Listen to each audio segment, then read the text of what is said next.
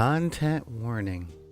The following show contains a host that smokes like a chimney, discussions of violence, sometimes potty mouth language, and there might be some uncomfortable discussion today. We'll see. Viewer discretion is advised.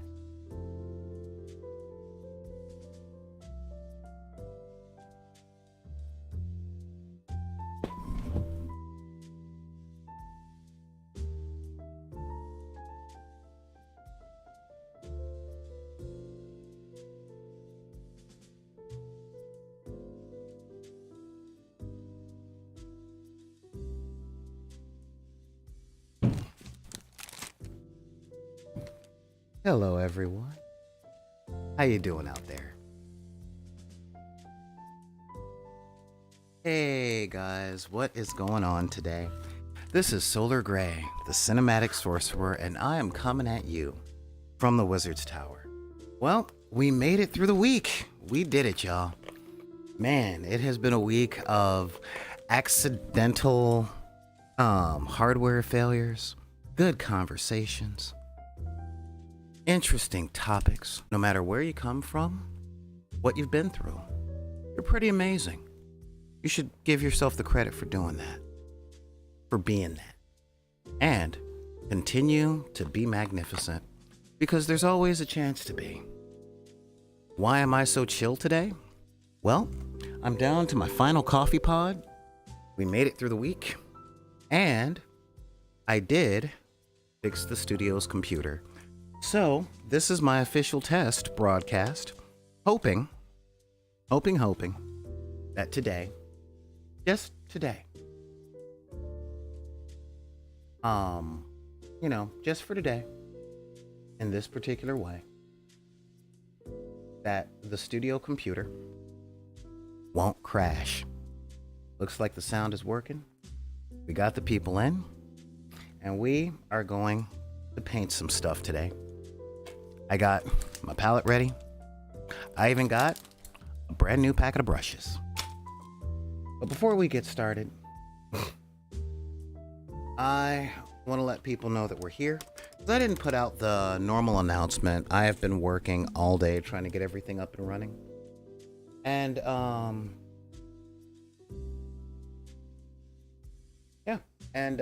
real talk. We've got a lot of stuff that we're doing, and we're hanging out, and we're doing that kind of thing.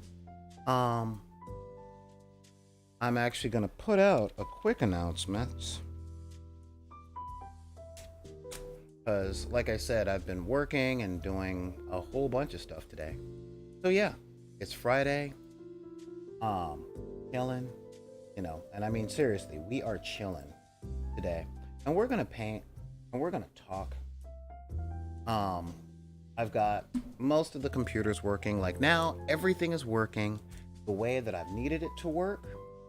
And real talk, the only improvement I'm going to be doing to the computer in the next couple of views is updating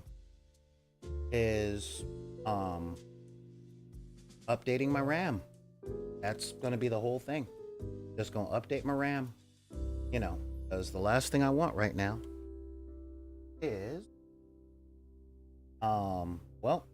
last thing I want right now is to spend a lot of money that I don't have trying to upgrade my stuff. Yeah, I mean that's a really big thing. Boop. Boop. So that's what we're doing. I'm just posting all this stuff to Deckers on the Book. And we've got some fun stuff to paint. We're painting up some stuff from onepagerules today. As you guys know, I love those guys. But there have been a couple of other things that have come out. If you guys know anything that you want to talk about and want to send a link, hey, what's going on, Glenn? Door dashing batteries. End of time. It's true. It is true. These are truly the end times. Ooh, there we are. Oh, look at that. Look at that. My. Now, as I said, today we're going to be painting some stuff, and we're not even We're not busting out the airbrush, but there's a whole bunch of stuff that we are not doing. Mostly today, we are going to just be painting up some stuff for no other reason than to put it with the rest of the armies and stuff. And just have a little pleasure, you know. I'm gonna pull up the renders from what we're painting today, and I was literally, and I mean this, literally, gonna paint a check. Hey, what's going on, Vision Vendor? Yeah, I was literally going to paint another tank. I was like, yeah, maybe some heavy machinery. And then I saw these cute little alien guys, and I'm like, you know what? I just made those. I just printed it up. So you know what?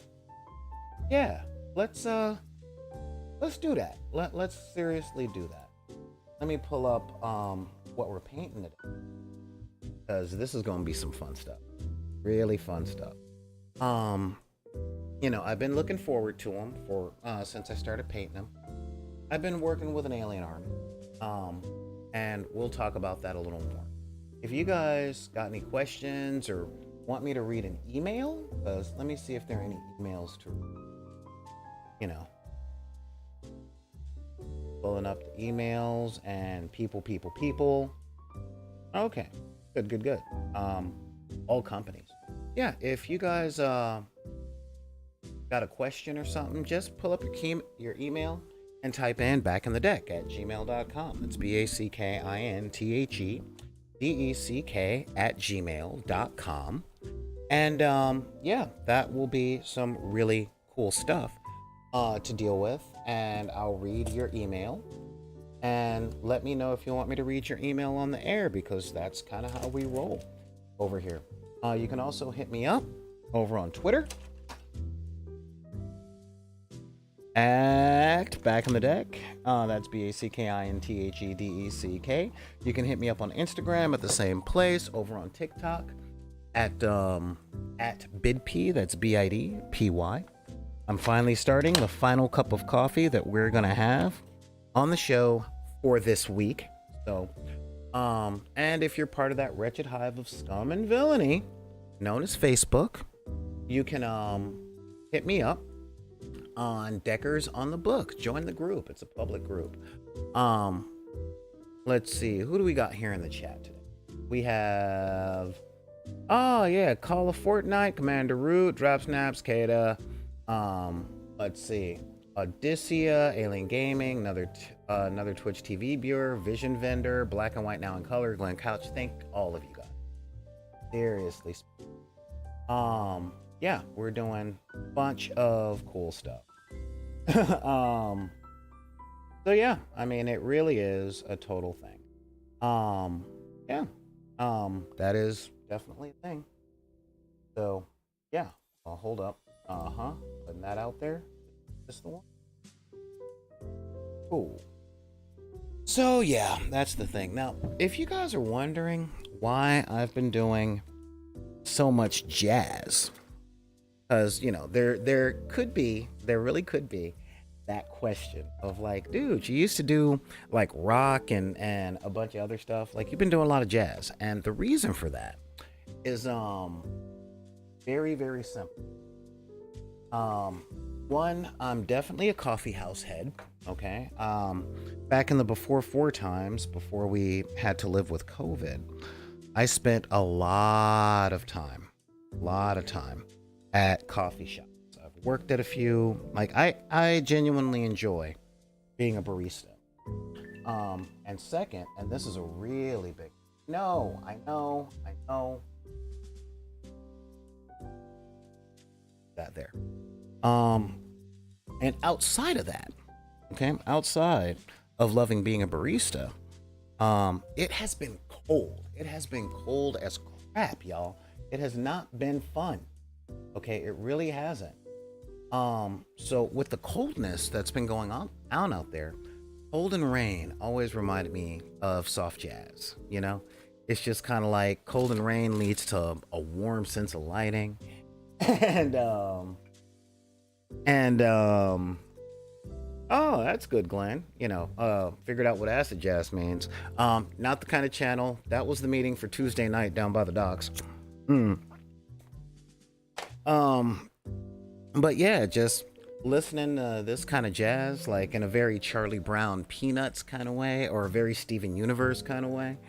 Um, and just rainy days, listening to jazz, and just chilling. Not worrying about the rat race, and the rats that I get involved in, all that other stuff. So yeah, we're just chilling.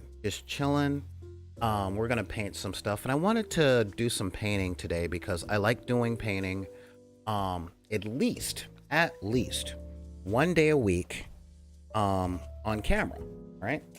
And this is why we talk a lot about games.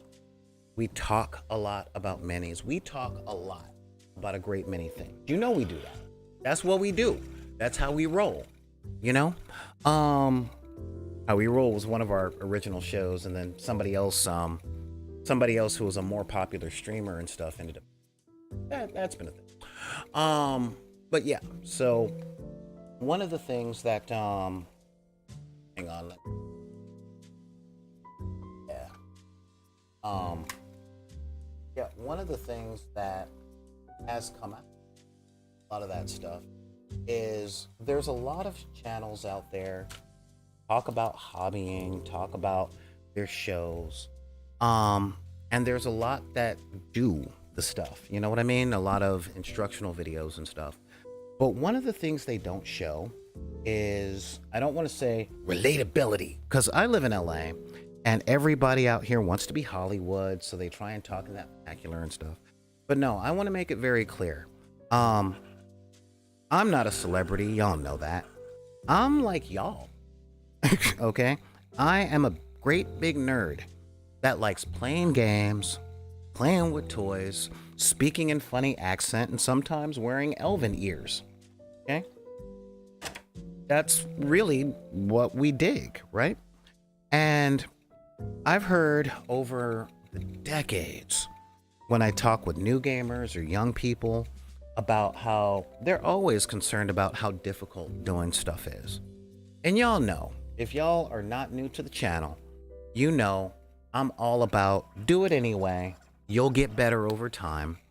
And a lot of people hear that as platitudes. So I try and show you guys. I really try and show you guys. And every mini that I paint, every game that I run, every character that I am, that honestly very rarely, if ever, comes out to be the best of the best. I'm no Matt Mercer, I'm no Ed Greenwood, I'm no Stephen King, definitely not like Victor Wooten or Flea or anything like that. I'm just me. That's it. So I want you guys to join me in this stuff and do some painting and all that. Let's see here.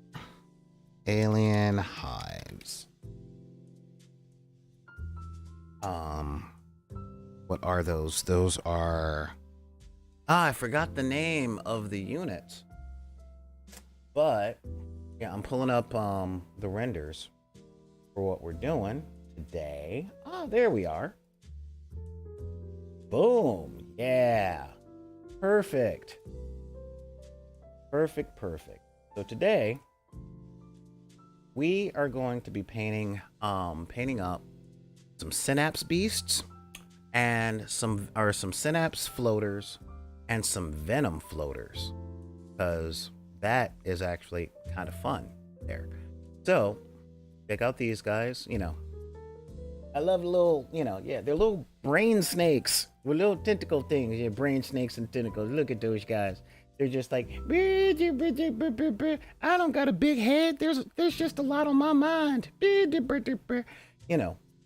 And we're also painting up some venom floaters. These guys also look pretty cool. They do different things, and they're monsters, and I like monsters. I like them a lot. Especially for my one-page rule army. If I were going to be playing Warhammer 40k, I would probably be Tyranids, because I like forces of nature. It's like there's no moral ambiguity. We're just monsters. What y'all want? So That's where we're going today. Now I got my colors picked out, or not my entire color palette. I just got just a little bit of an idea of where I want to go. Hang on. Yes. A friend of mine hit me up asking about my appliance situation at home. But yeah, I want to say hey. On right.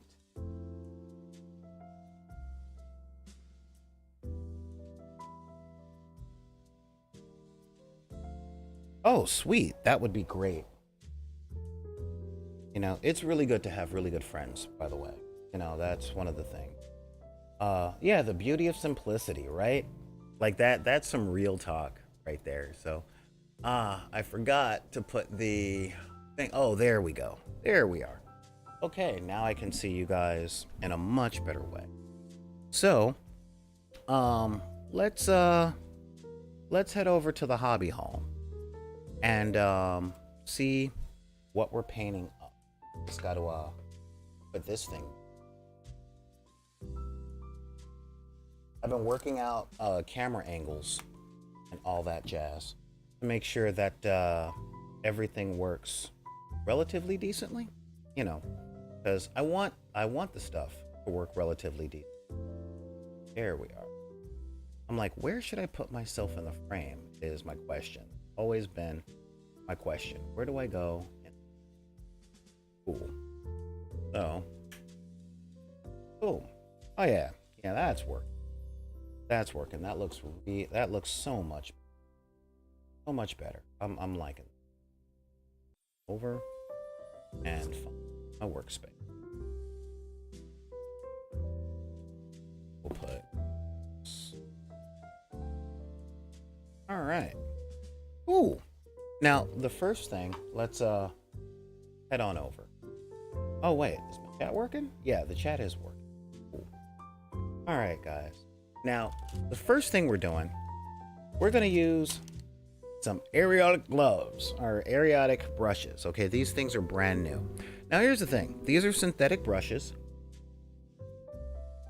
and I got these guys off of Amazon, as a matter of fact. All right, I'm putting this out there because I haven't actually been doing my due diligence with you guys with hang on, Amazon Prime. I haven't been doing my diligence with you guys as far as like showing you guys that this doesn't have to cost an arm and a leg. Synthetic paintbrushes. There we go. Oh yeah, there we go. Oh, look at that. Now where's the big bargain pack? Where is that bargain pack? Well, there we go. This the one? Looks like the one. Yeah, this is the one. So, check it out. Yeah, these guys. These are what I'm using. And literally, and I seriously mean literally, all right? On Amazon, this is 2 packs, all right? 20 brushes. It's a 2-pack. So there you go. I don't mean like the wrapper. And they come in different shapes and sizes and stuff. And they're asking $7 or $8. Okay? That's it right there. $8. That's it. $8. $8. So I picked these up, God, like 2 years ago. All right. So let's pick out our color palette. So I got some brains, I got some pustules, and for these guys, we are going to do something a little different. All right, just a little different. We're gonna go with Crusader skin on these guys. All right, Army Painter Speed Paint. We're gonna use some Crusader skin for the tentacles on these guys. Okay, we're gonna give them sort of a fleshy thing. So we're gonna use some Crusader skin. I found some of this Gene Stealer purple in my collection, and I'm like, ooh, purple, that's great. We're also going to use some Crusader skin as sort of a wash over the top of the brains here on the brain bugs. All right, so we're going to have two different kinds of green on this. We're going to use our orc green or our orc skin. These are all from the Army Painter Speed Paint Starter Kit. But yeah, we're going to have our orc skin green, and we're going to have some Vallejo pale green. All right, just for a little variety in green. So, and of course, we've got our green, our purple, our flesh color, and yeah, we'll see where that comes out today. All right, now what I haven't done, y'all, is I haven't started my first cup of coffee for the show. But yeah, but really, I wanted to do today as just a paint casual hangout, talk with some of you guys today. Because it has been a week, you know. Let's go back to the Wizard's Tower. There we go. Ooh, yeah, perfect. It has been a week, hasn't it? There's been snow in Los Angeles, hail in Los Angeles. It's black right now. I'm drinking it down. Now y'all know I like my coffee creamy and sweet, lots of cream, lots of sugar. Oh, but gotta drink down enough to put in my cream. Yeah, talk to me. You know, and I know a lot of us have been through a lot this week. We're talking work schedule, transportation, gas prices are up. If you watch the news, stuff has been stupid, all right? I've just got Dexter in my head from Dexter's Laboratory in the 90s going, stupid. You know, there's been so much that has just been dumb. Just plain dumb. You know, tire sets being $800, right? Oh my God, you know, tires are just, it's just mean, dude. It really is. Just a lot of this stuff is mean. You know, there's just so many things that we have had to contend with. Getting my paints together too. Ooh, well, this is gonna need some medium because this is kind of chonky. Chonk.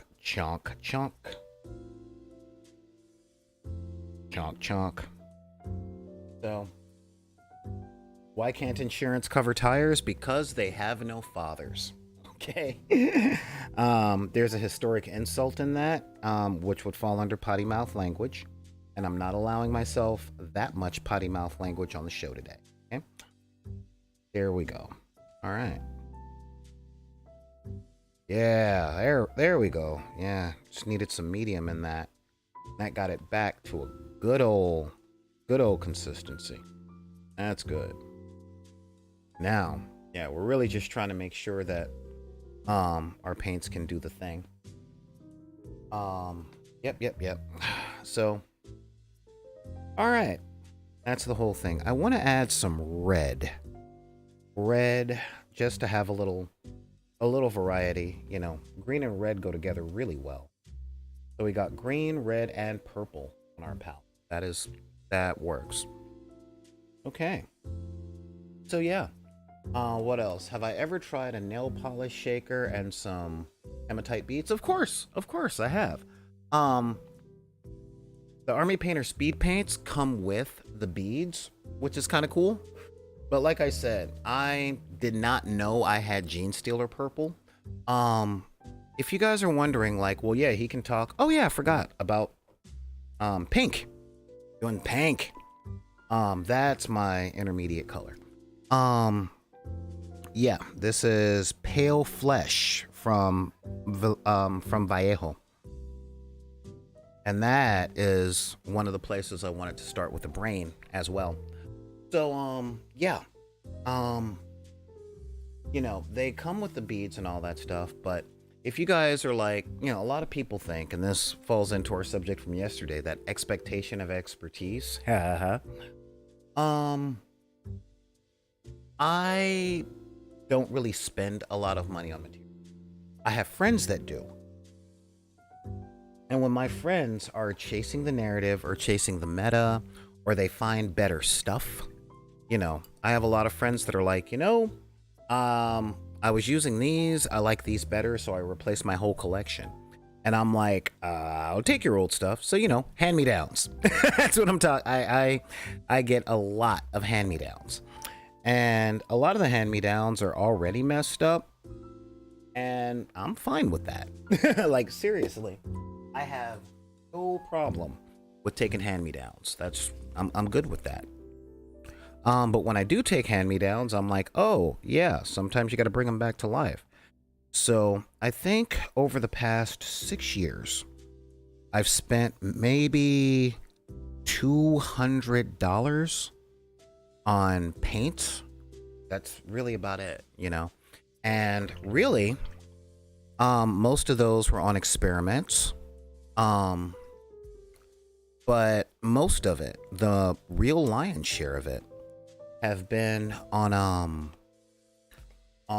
inks. Okay, I tend to use the inks from Liquitech, and this little bottle here. Let me see if I can find the brown one. This little bottle here is like $7 because I make my own washes, and I paint a lot of terrain, and I mean a lot of terrain. A lot of folks are like, you know, I don't like painting terrain. I do. I like painting big stuff. I don't have that miniature maker modeler's eye for detail when it comes to the little stuff. So, much like my therapist tells me, I don't sweat the little stuff. So what we're going to be doing today is we are going to take our minis. We're going to be doing this. Let's head back to the hobby hall. We're going to be doing this in the assembly line method. That's what we're doing, you know? So we're going to take our little, look at my brain bug. I love my little brain. Love my brain. Look at my little brain bug. Brain bug, you know? And we're going to start with our pank. All right. I think I have a hair on this or something. I don't know. Shit happens. Yeah, we're going to start with our pink on our brain, you know, because brains are kind of squishy. And we're going to do two major things with this brain, and I think I'm going to like it. Man, this is actually kind of watery. So I'm just going to dry that off a little bit. Yeah, there we go. Look at that. Okay. We got that in our brain. Oh, look at our brain. Yeah, we got a little bit of brain. There we go. Okay. Yeah, brain matter. Love the brain matter. And this is going to be sort of our base coat for the brain. And this is just a straight up acrylic paint. Now these things dry really quickly. All right. And we're going to do layering, but we're going to do layering in the way that makes people that have been working with the old Army Painter speed paints, because the new ones just came out. The new ones, the 2.0, they're going to be out on the regular market very, very, very soon. And I would say I'm looking forward to them, but oh yeah, sorry guy. I thought I pushed the button. There we go. Look at our brain. Look at the brain. Yeah. The new Army Painter box set for the mega set is like $200, and I've got too many right now expenses to go through. You know, way too many right now expenses. Okay. And if you're wondering what I'm going to do with the tentacles, the brain tentacles on these guys, I don't know. You guys think I should go for a fleshy thing or more? Actually, I want them to be a deeper pink. I'm gonna do a deeper pink first. Another brand new one. Now I have a zenithal highlight on these, as you guys can see. And yeah, Yeah, we're just gonna brain it up. Look at that brain. All right. And what we're doing on this is practically an overbrush. Just a simple overbrush, long strokes, stroke, stroke. I'm doing some short strokes to separate the hemispheres, which is one of my favorite albums from Rush, because our world is torn asunder into hollow hemispheres. All right. And yeah, there we go. Look at that. You know, I really want to be able to see some contrast, some shadows. You know, yeah, that's looking pretty good. If I can, yeah. There we go. All right. Yeah, you know, this is looking pretty cool. I'm like, look at the brain. Brain bug. Yeah. I'm liking the overbrush, dry brush thing because I'm leaving in a lot of those darks. Okay. As you guys can see, this don't take long. This ain't hard. Hey. That must be so hard to paint something so small. No, not even, dude. The paint does most of the work. You know? Yeah, the paint does most of the work. I used to have the same concern that a lot of people did when it came to painting miniatures. Which is it's so small, there's so much detail. What am I gonna do? And in doing it, I learned that A, the paint does most of the work, and 2, anybody that puts it under their own microscope, looking for details and going, you messed up something, is either assessing you for a professional special effects gig that pays more than $20 an hour, and they're allowed, or trying to judge your work to make you feel bad or them feel better. And those people, screw them, you know, or not screw them, just because it really is a habit that a lot of people formed. But seriously speaking, they don't need to count. They really don't. All right, so we're gonna put that away. We're gonna clean off our brush. Okay. Because now we're gonna take these guys. Now, if you can see, these guys got a bunch of little lump pustules, which is cool because they're all venomous. So the first thing that we're gonna do,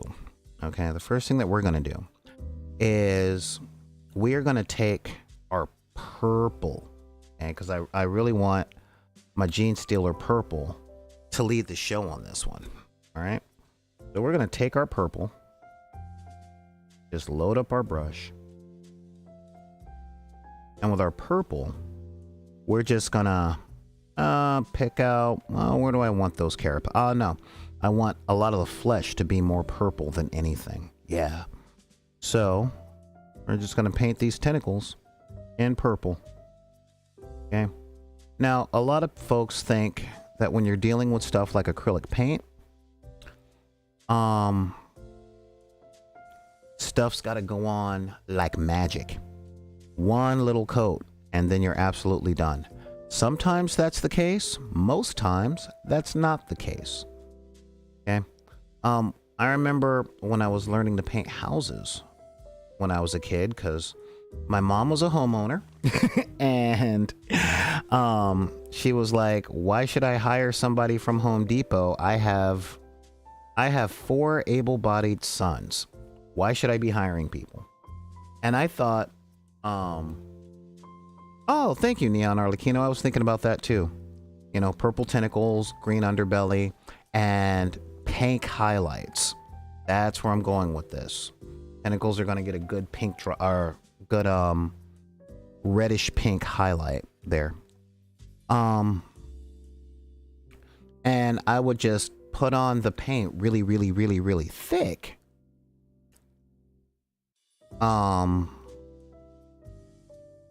So that I could get it done really quick. But what I noticed was when I put the paint on really, really, really thick, it would peel off in chips. And then somebody told me, no, you put on a lot of thin coats, and the thin coats are actually quicker, you know? And I'm like, wait, so I can put on 15 sloppy thin coats and opposed to one big, carefully placed thick coats? And they're like, yeah. And I'm like, is that why when I watch the Discovery Channel and they're doing those car and motorcycle painting things, they're like, yeah, 26 coats of paint. And I'm like, and they're like, exactly. And I'm like, dude, they make it sound like that's a lot of work, and it really isn't, you know? Yeah, look at this, guys. This is kind of coming together already. But I figure I can paint these guys up, see how they look with the rest of my army. And, you know, then I'll be ready for, not just a swarm army of space bugs, but I'll have some monsters, you know, some big monsters. Cause real talk, I like having the little biting monsters. And yeah, that is actually an official name. Monsters. And, I also love kaiju. Now, I don't watch a lot of kaiju movies, but I like the idea. Like, I love kaiju action scenes, you know? Really. I mean, I grew up on Dynamen and later on the Mighty Morphin Power Rangers and yes, Godzilla movies and things. Excuse me. But I try my best not to be pedantic or pretentious, going, well, you see, this symbolizes mankind's. I'm like, nah, big monsters fight, punch face. That's what I come to watch, you know, which is why I don't get mad at my friends that don't want to talk about like the social and economic commentary of Star Trek. They like Star Wars because they like the pew pew space battles. And I'm like, you know what? That's fine. That's cool. You know, and I'm very much like the pew pew space battles when it comes to monsters. I'm like, rawr, rawr, bite, bite, num, num. You know, that's my jam. So I'm like, yeah, I like the tentacles. Yeah, look at these tentacles. Look at these things. They're just coming out. You know, and real talk, or at least physically unimposing. Yeah, well, let's see. What's this? Speaking of kaiju, it was bothering me that I can't think of one giant necromancer. They're almost always humans or elves. You know, I kind of write that off to what I call Mastiff syndrome. If you know anything about dogs, it seems to be this thing where the bigger the dog, the less aggressive they are. And I think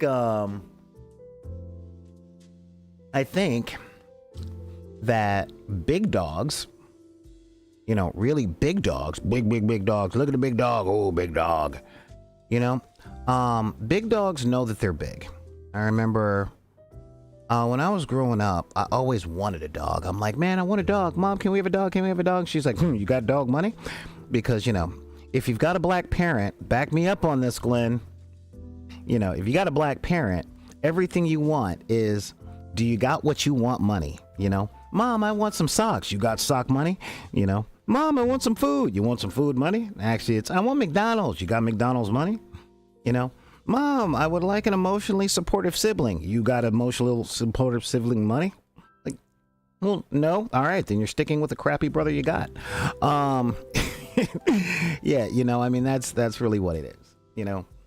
So, but when I was 34, my mom finally got a dog, and he was 130-pound bull mastiff.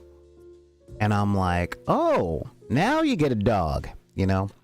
And now when I was growing up, my neighbors, they had pit bulls, and pit bulls are really non-aggressive until they gotta be aggressive, you know?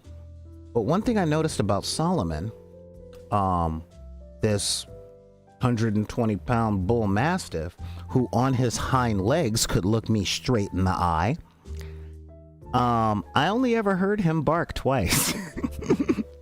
You know, where when I was living in the city of Long Beach, you know, where Snoop is from, There were so many of these yuppie ladies walking around with these teacup poodles and chihuahuas, and those things barked all the time like they had something to prove. But big dogs, Solomon's like, dude, I play fetch with a soccer ball. Do I really have to show you I'm scary? I'm like, you ain't got to show me that you're scary, bro. Like, I get you. He's like, good, I get you too. Yes, he spoke English.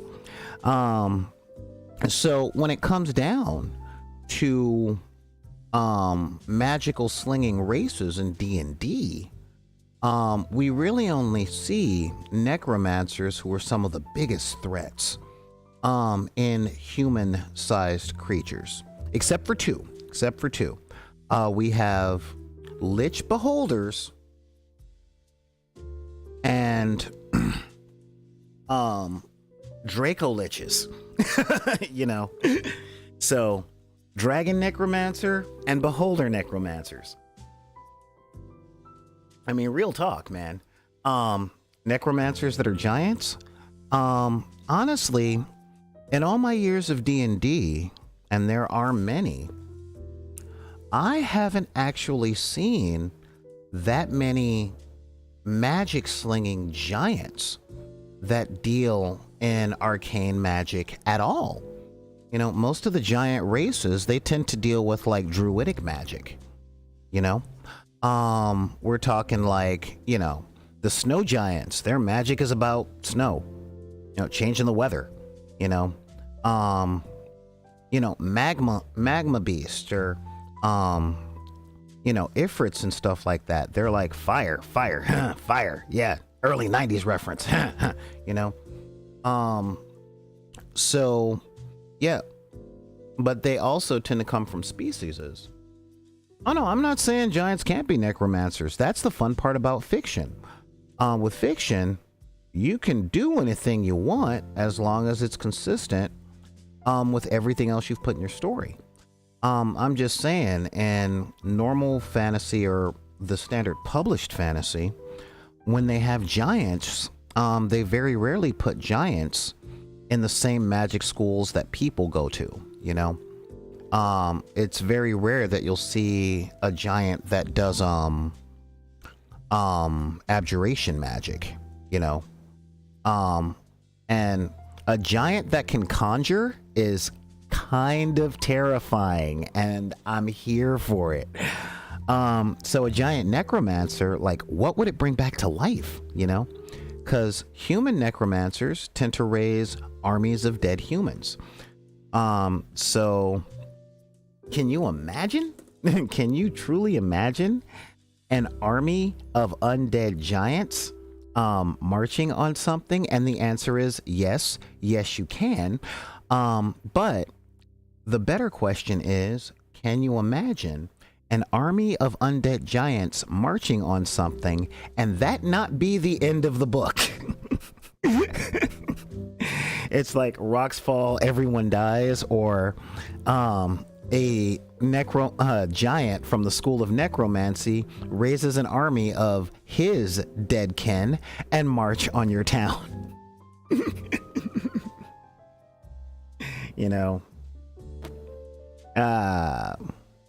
Hey, you don't have to take my word for it.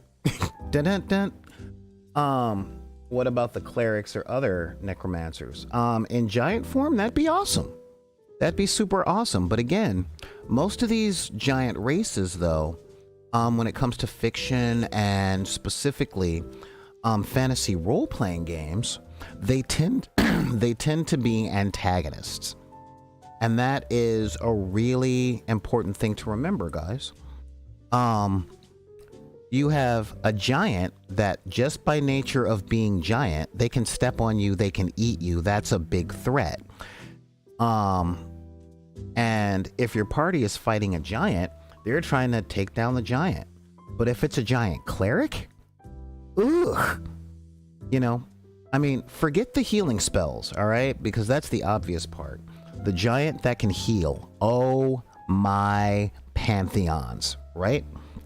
But the giant that can call down, like, they can already call down the thunder, But the giant that gets assistance from its gods, and this, like, let's face it, the 20th level cleric can do a whole bunch of stupid stuff. Giants inceptions, they stomp out the human race, and then you find that the real giants are just one giant stomp away. Exactly, Or you tend to find out that all of fantasy that you've been reading this entire time has been about a bunch of people the size of Ant-Man, and the real giants were us. Okay, yeah, no, that's that, yeah. I don't know. But yeah, so I mean that's kind of a thing. That's kind of a thing. And yeah, I like where this conversation is going. Thanks, Neon.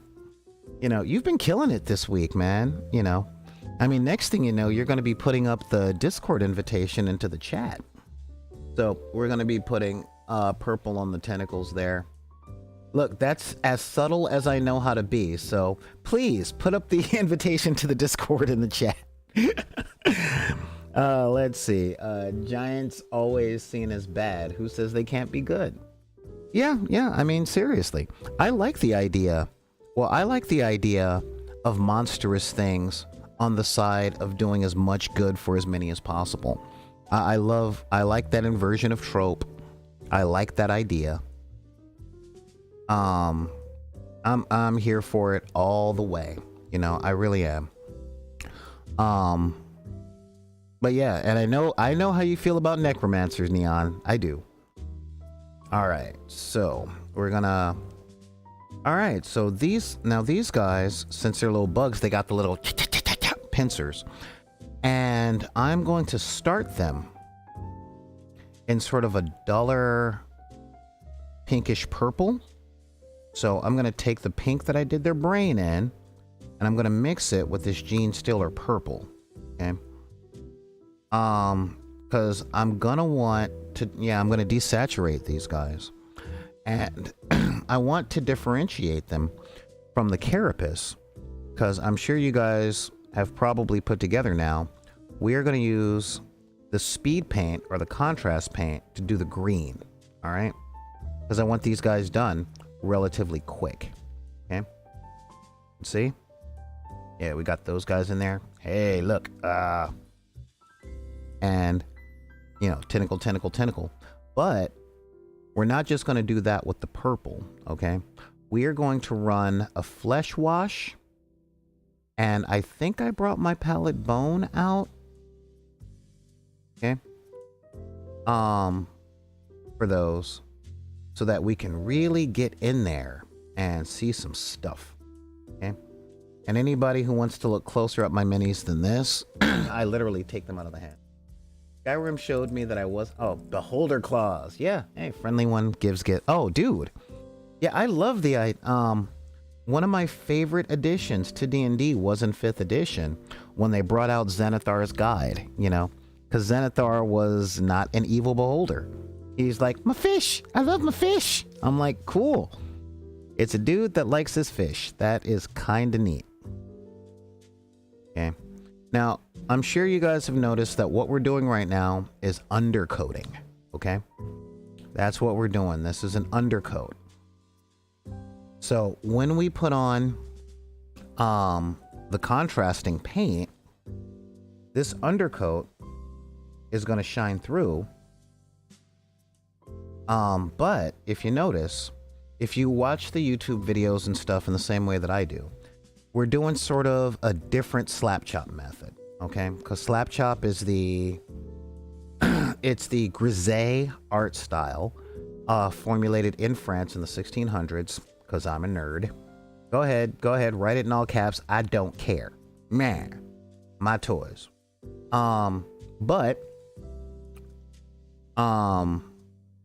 It's doing all the undercoats and getting the shadows and stuff done so that when we put the real contrast on, now I'm going to do that with his fleshy bits up here too.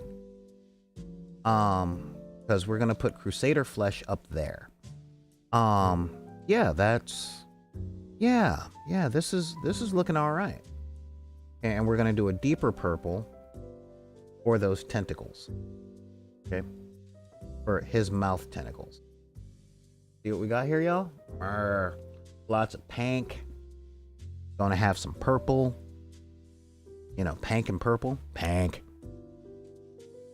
Yeah, this is working pretty well. And yeah, I'm sure you guys have noticed we haven't been here that long because this isn't that hard.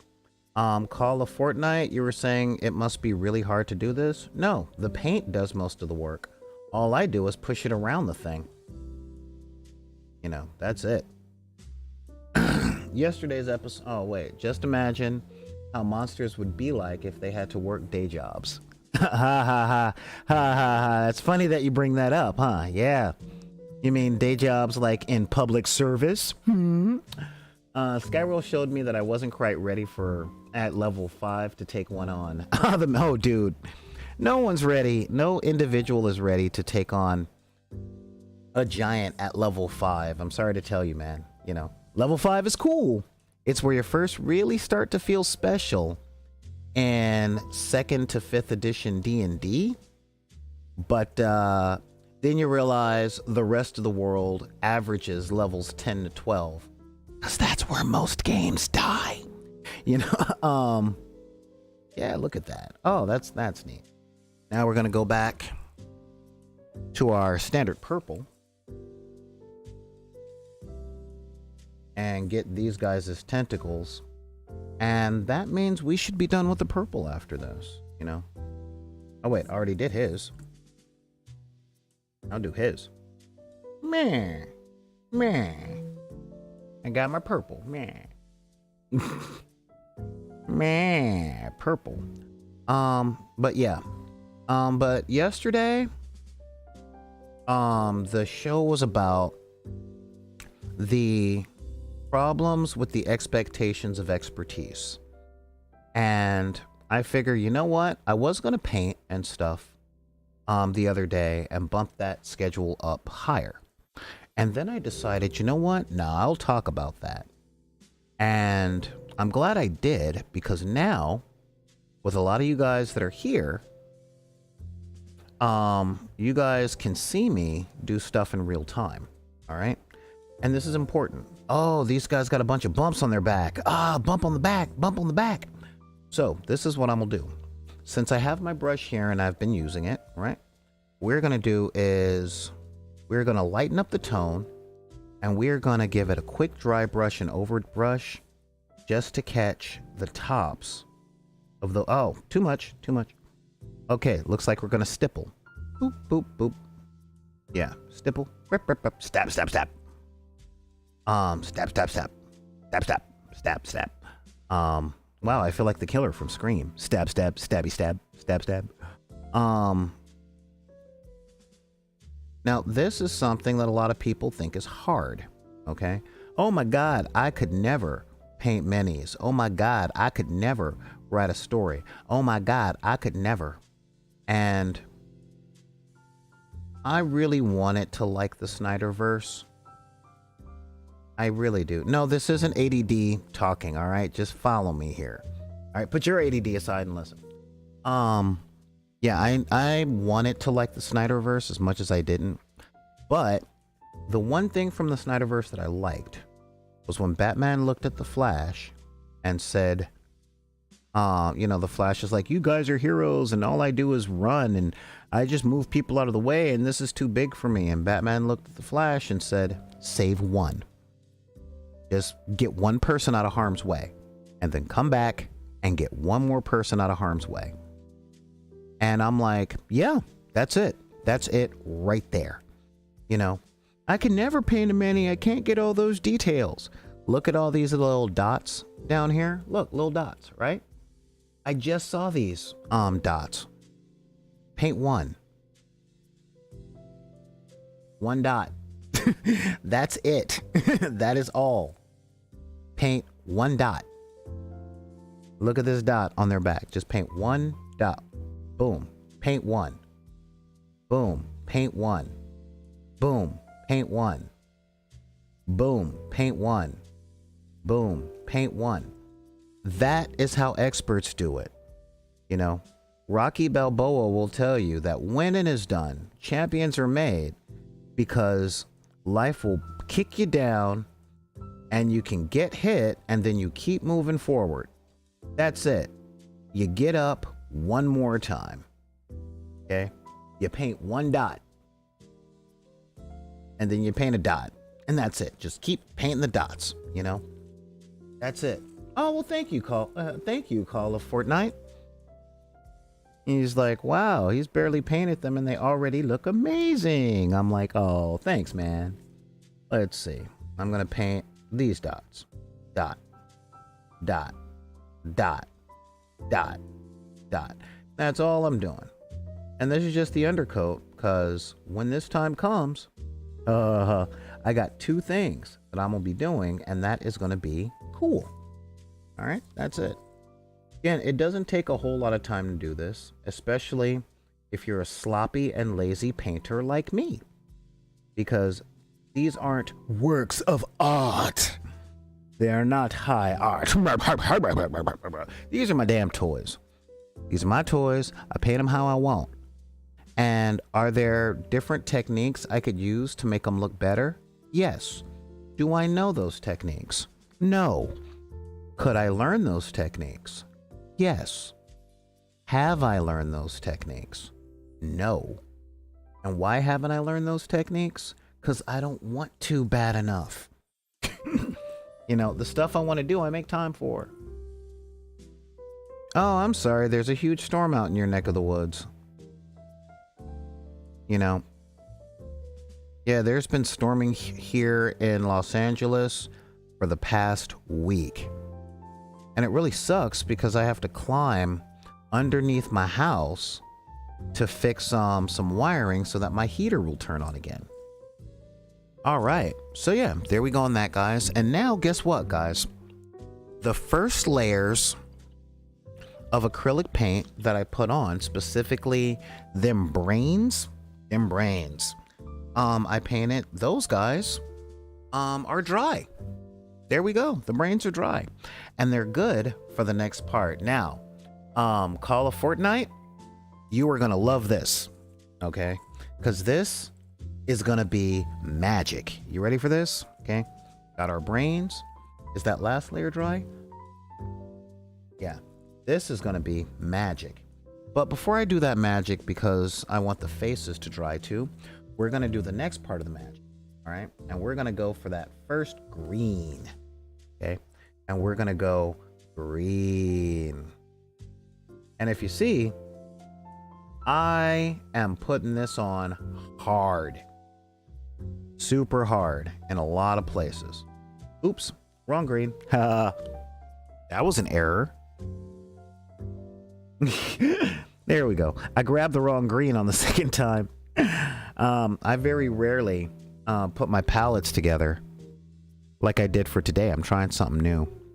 So just dab that off with a paper towel and appreciate that when that time comes, I'm going to have different shades. You know, there we go. Magic. And this is the Army Painter Speed Paint green. And I ain't gonna lie, I love this stuff. Okay, it does the work that I don't want to do. You know what I was talking about with that thick coat stuff? You know, the thick coating. Well, here we are, thick coat. You know, but this paint, I'm gonna thin it down just a little bit more. Where is my medium? Ah, there it is, the speed paint medium. I'm gonna thin this down a little much because this stuff is literally, you know, you say it's important to have the right paint. And that's only partway true. The right paint so you can take it off easily. No, because here's the thing, my friend. If you think it's important to have the right paint, no, not really. What's important is that you catch your mistakes while they're still wet. It doesn't matter if you're dealing with acrylic, water, oil, whatever. If the thing is still wet, you can then wipe it off, especially like with these speed paints. These are Army Painter speed paints. There are Games Workshop contrast paints. Okay. And these things are specifically designed to go on in one thick coat because they're magic, and they fall into recesses and bring out shading on that undertone, and it pools. So it lets you see pretty much everything that's underneath whatever you painted on. This is why, well, they're specifically made for the grisaille style. Or if you look on YouTube, clap chop. There's a really loud machine right outside of the studio right now.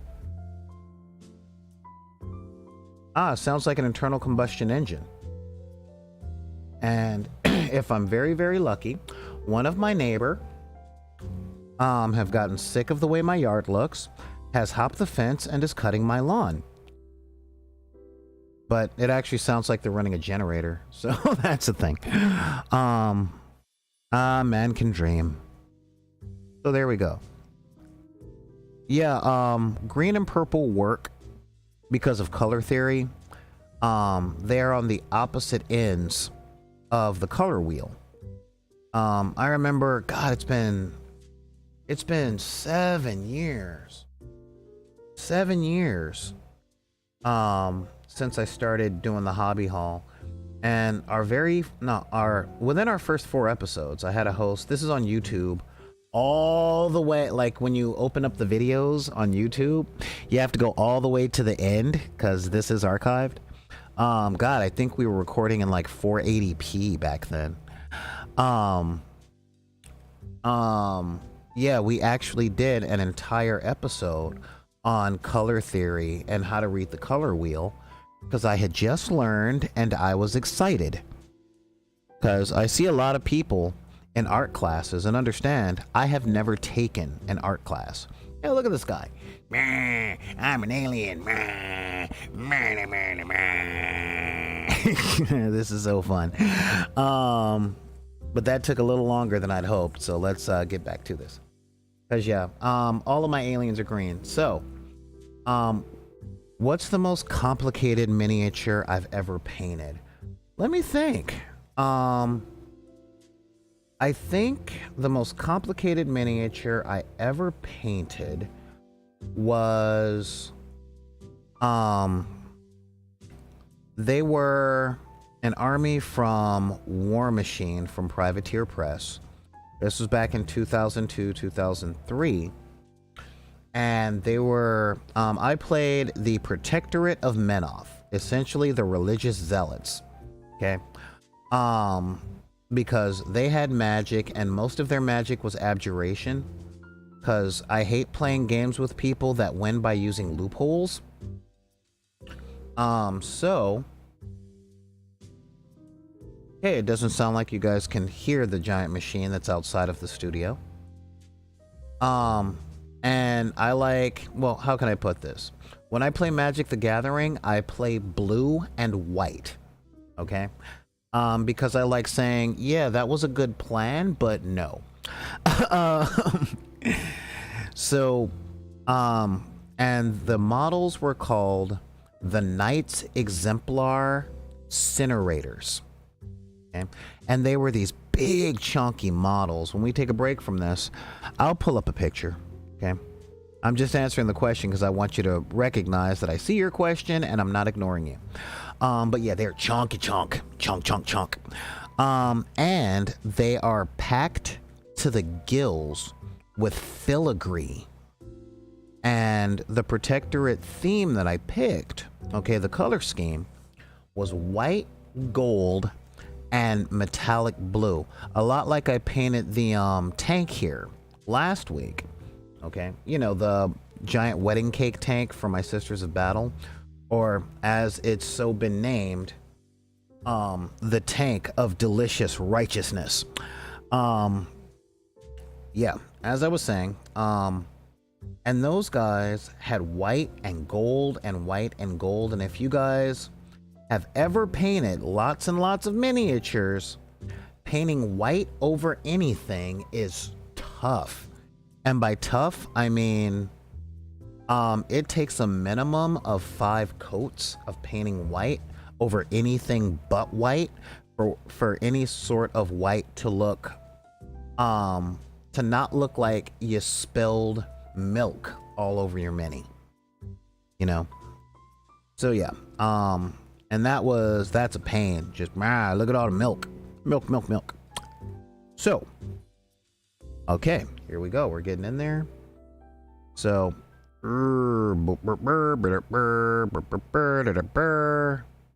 you know, and for the record, are these things going to win any awards? No. No, they're not going to win any awards. I don't care. Are they ever going to be in any magazines? No. Unless somebody finds this footage and goes, oh my God, look at how bad this guy paints. You know, and I'm fine with that. I'm like, aha, but you saw me. Because there's no such thing as bad publicity, just bad publicists. Anyway. So yeah, we're doing a lot of green. Well, we were going to do a different color, but then I wanted the faces on the synapse beasts to dry. So yeah. There we go. Yeah, love this. Now, there we go. Now with this method I really like because it's pretty much shading, dry brushing, and dry brushing is fun because it's not precise. So you can just go all over it with a makeup brush and you're happy, you know. And then you essentially, hell, you could pretty much dip the minis in the paint if you have so much money that you can fill up something to dip a mini in. But yeah, I like that I can just slop this stuff on. Just, look at that. You know, again, oh my God, there's so much detail. Yeah, the paint falls into the detail. I don't do anything. When I play games, D&D, War Machine, do I have a plan before starting the game? Well, that depends on what game, okay? When I play a tabletop role-playing game, I create a character, and that character has a fully fleshed out life. Okay, they have a history, they have an ideology.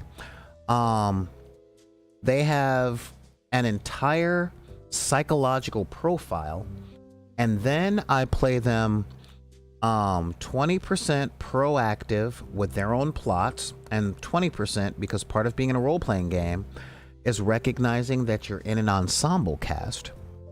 So 20% everybody there equals 100% of the game. All right.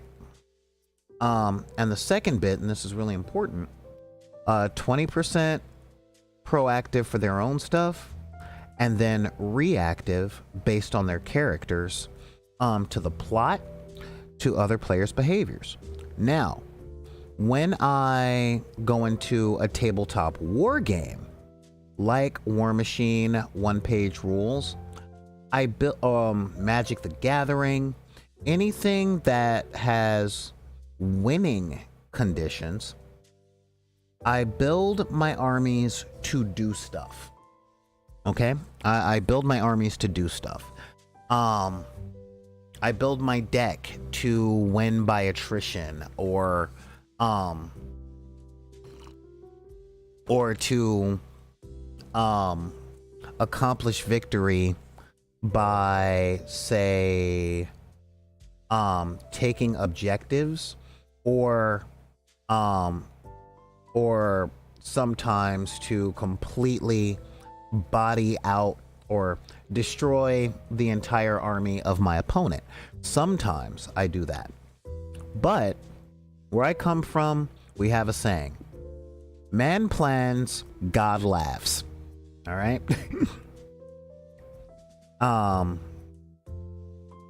At least that's how my mom used to say it, you know.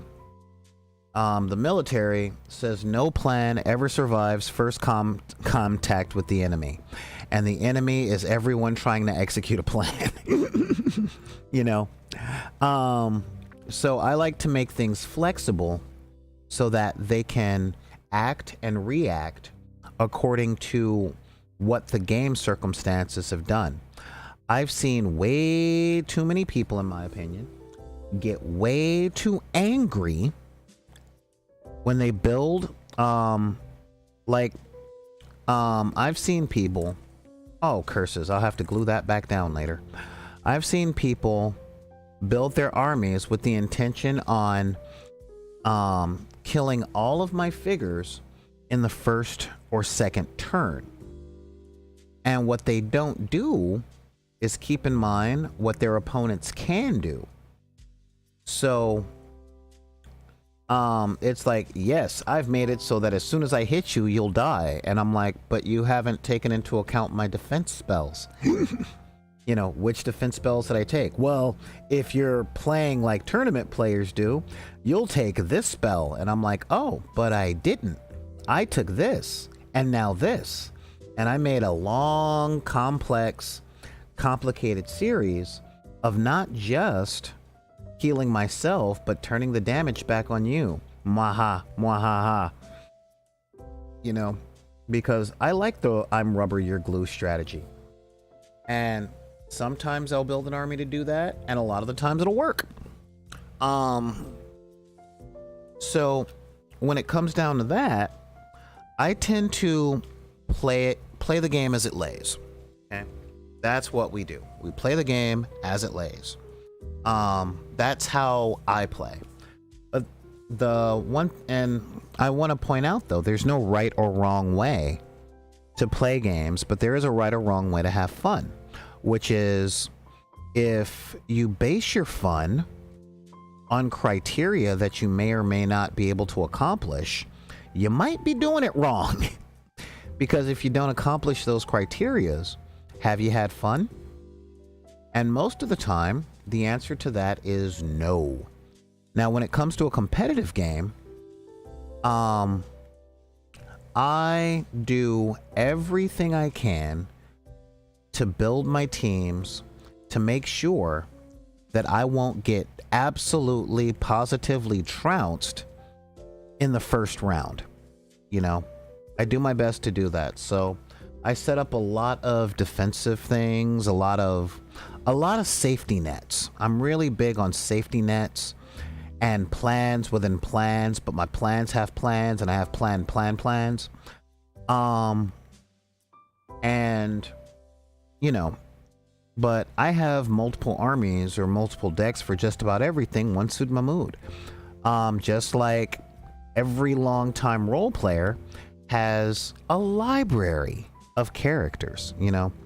One of the shows we did on this channel, God, 7 or 8 years ago, was weekly one-shots, where I would get random players from the community and I would run a one-session, one-shot game for them.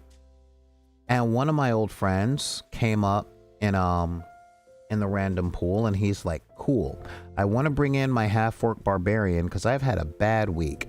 And he just wanted to come in, not think, and hit stuff, or as I say it in my superhero parlances, make evil stop being evil with his fists or his club. You know, so yeah, I try not to overthink. I'm not very good at reading the room, as it were, but I am very good at asking the question, what kind of game am I in? You know, is this political? Is this combat oriented? Is this a bunch of monsters? Like, what am I looking at? You know? So that's how I do it. I hope that answers your question. You know, because you guys know I am concise and to the point with every answer that I give. I'm not long-winded. I do my best never to waste words. You know, I do not repeat myself, nor do I reiterate. Yeah, I wasn't a fan of Mojo Jojo during the Powerpuff Girls. No, that is to say, he was not one of my favorite characters. But yeah, and see, we got all this green going. Now, real talk, guys, we've literally been painting for about 40 minutes. 40 minutes, 6 figures. But I'm sure you guys have noticed, I approach games, I approach life the same way I approach games, you know? And why is that, you might ask? Because games are games and life is serious. And I'm like, nah. Life is serious, games are serious, or life is a game. You know, you can totally play the game of life, and I don't mean the board game, which has gotten me into a lot of trouble because the commercial when I was a kid ended with one of the kids going, "I'm a millionaire," and throwing all the fake money into the sky, and it fell. And I did that, and the person whose house I was at playing the game was like, "What's wrong with you? Pick all that up." I'm like, "I was just doing the thing like the commercial. It looked fun." What? What is this? Do I think monsters could be anti-heroes? Yes. Yes, I do. In truth, one of my favorite ideas or examples of monstrous anti-heroes is Deadpool, because he's a monster. Okay, he does horrible things, especially when he doesn't have to. You know, but there's a second thing to that, though, guys. Before I start answering any real hero, anti-hero questions and all that jazz, I want to point something out really, really importantly. Okay, and this is a big one. So big, as a matter of fact, let's head back to the hobby, or let's head back to the studio. Okay, so to answer your question, we first have to ask or answer one major thing to make sure that we are all on the same page, so this doesn't sound like some sort of political interview on a pundit site. All right? Do I think monsters can be anti-heroes? Question number one: how do you define monster? I asked that question because I'm really big on the magic of names. Okay, I always bring this up once. I always bring this up. In the first Punic War, or the second Punic Wars, there was a sad regiment of Roman guards who one morning were standing their post, trying to stay awake, and bullying a little Jewish kid into writing Romanes, or correcting a little Jewish kid from writing the people they are called Romanes, they go the house, on the wall when they're meaning to write Romans go home. Okay?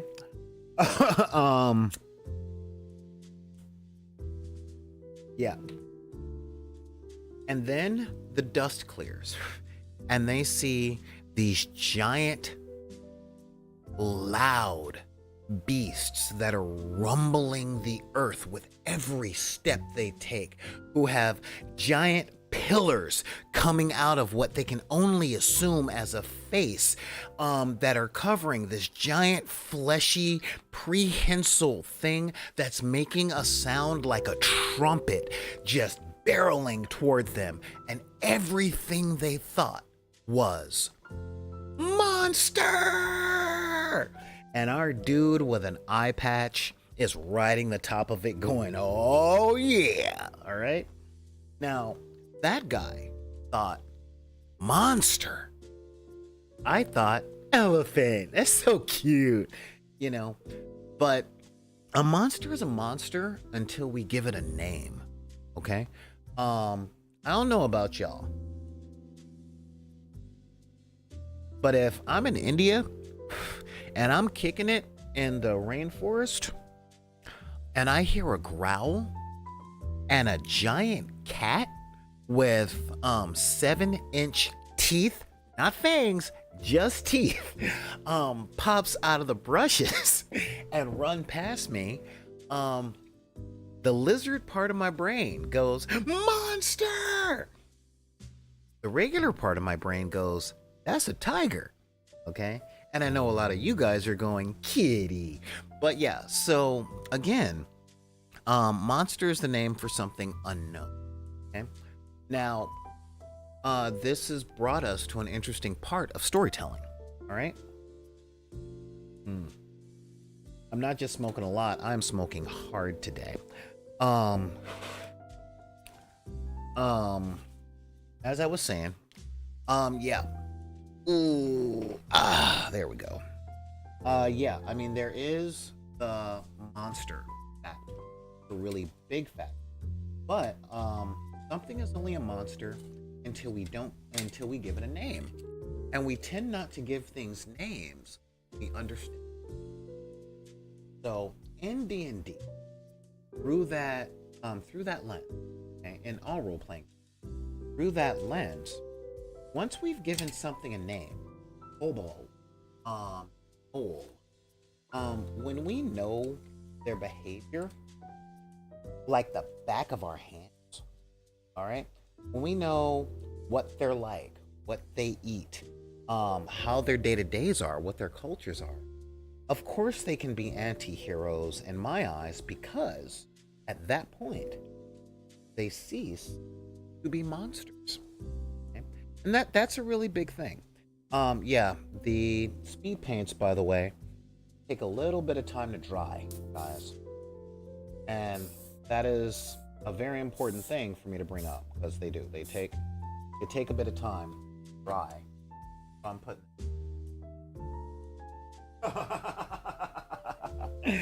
Sorry. My best friend sent me a text asking if I still needed a refrigerator, because it turns out he might have one in his closet, and I'm like, I'm on the air. And he sent me a meme. I can't put this on screen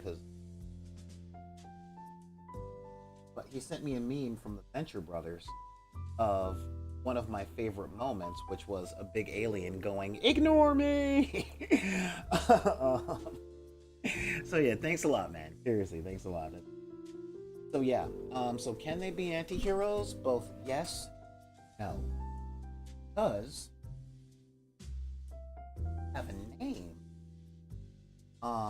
they are, by definition, no longer monsters. They are at that point beings. That's it. They're just beings. Especially if they're sentient and sapient. Unless talking humanoid. Okay? Because simultaneously there's another definition. And that is that's a different, like, I won't lie. I blurb. Blurb. Blurb, blurb, blurb, blurb, blurb, blurb, blurb. Horror movies. I love horror movies. I love monsters. You know, I love the song "Could You Love a Monster Man" from Lordy. You know, I do. I love monsters. I love monsters. I love horror movies. That's my jam. Always been my jam. That was now I say that to say that my favorite monster movie, absolute, or not monster movie, favorite monster, and my favorite monster, all of movies, is Hannibal Lecter. And Hannibal is a person, but they're monsters. Why?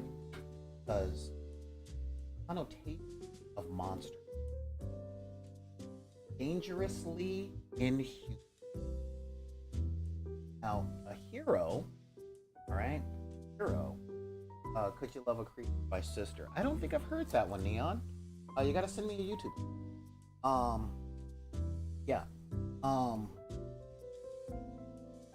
But it comes down to inhuman, and should I say dangerously inhumane.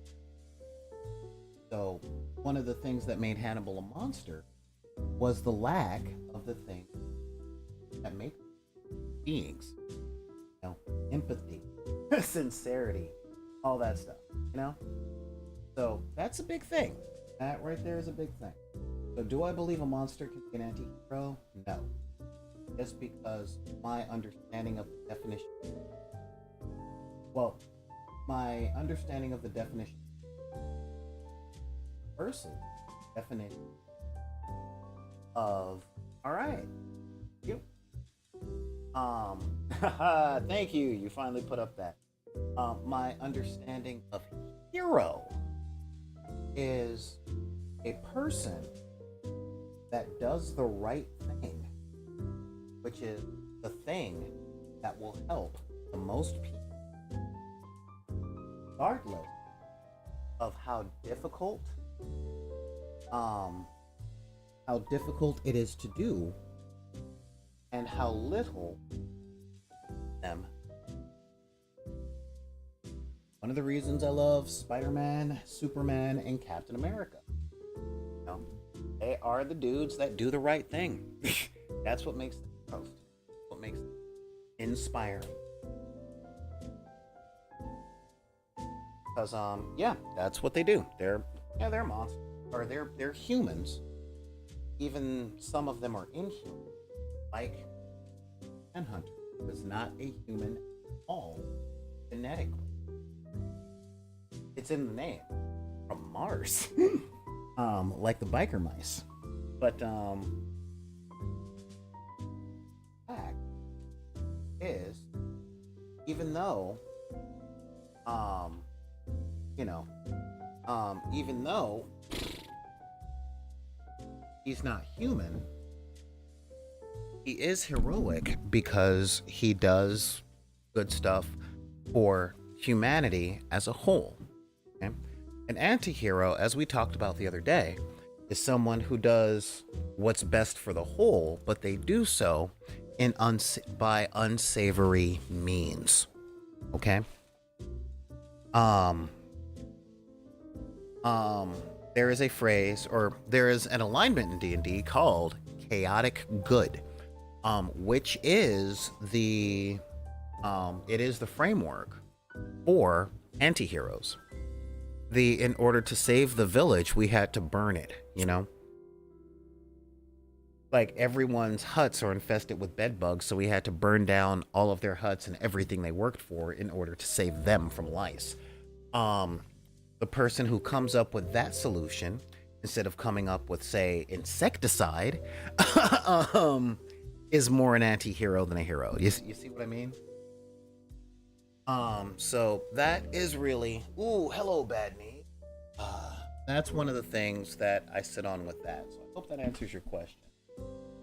Does anyone else have a question? Because, it's Friday. That technically AMA for most people on YouTube. I never announce stuff as Ask Me Anything because, how can I put it? Because every episode's an Ask Me Anything. I don't have any secrets, y'all. Yeah, that's not how I roll. It's not how I've ever rolled. Let's see. In order to save the children from themselves, we shall create a cereal that deprives them of energy. Well, no, that is accidental. It was, we shall give the children a fuel for the morning that they will love, and we will do it by packing it with sugar and making it taste like candy. They didn't know about Sugar Crash.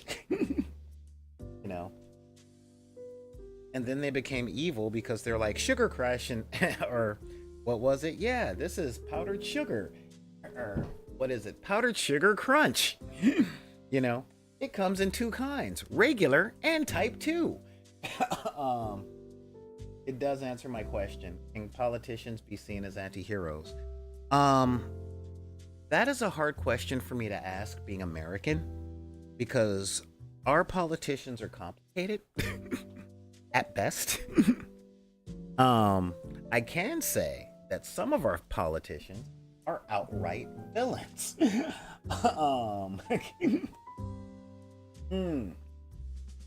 Yeah, he was. Yeah, some of our politicians here are outright villains. All right. Some of them are magnificent. I don't talk politics on this channel on a regular thing because I don't feel like having that kind of smoke 5 days a week.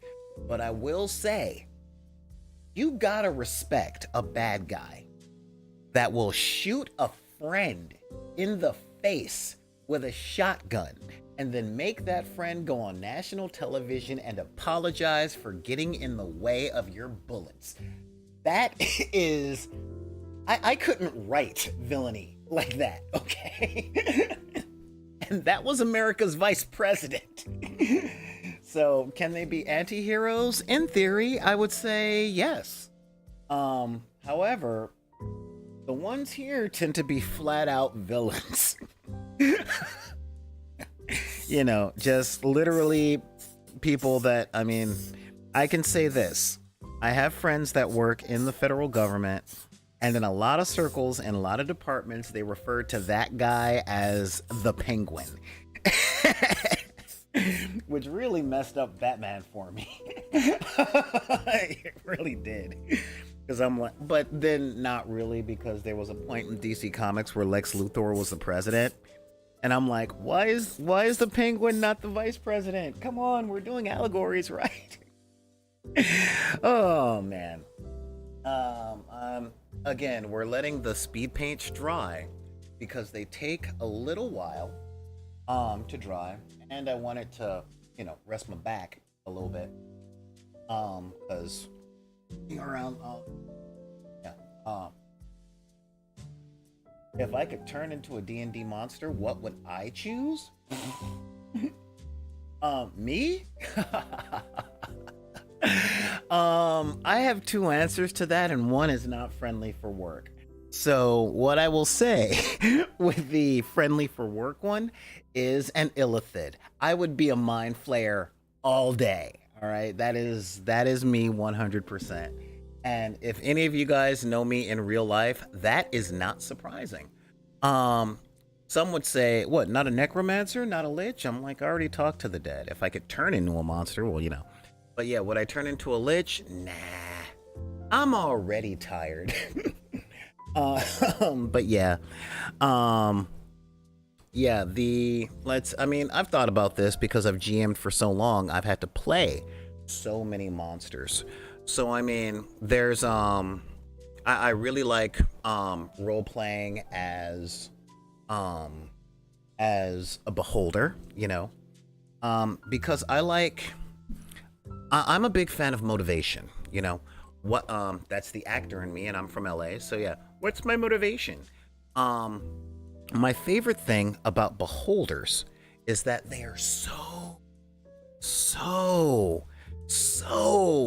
misanthropic, or paranoidally misanthropic.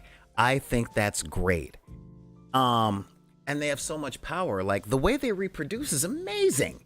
They have a dream of being around another beholder, and then that beholder spontaneously comes into existence. But then, when the dreaming beholder wakes up, it sees the other beholder, and the beholder that pops into existence sees it, and they go, I don't like you, and they run away from each other. I think that is amazing. But yeah, so that is definitely a thing. But yeah, I could totally see myself as a mind flayer. One, because I like the way they dress. Two, tentacles out of my mouth. Well, I talk a lot. So, and Gene Simmons is my favorite member of Kiss, so make of that what you will. Yeah. And I like the idea of, hey man, you don't seem to be using your brain a lot. Mind if I eat that? How about if I just take one little bite out of it? You're not using your whole brain. You're only using 20% of your brain. Let me munch down on some of that other 80. That's just me. That's all. Just let me have some of your brain. Like, hey, can I eat some of your brain? But I don't like the idea of being a zombie because I want to keep my brain. I like my brain. I think my brain is one of the best parts about me. But yeah. So that is the answer to my question.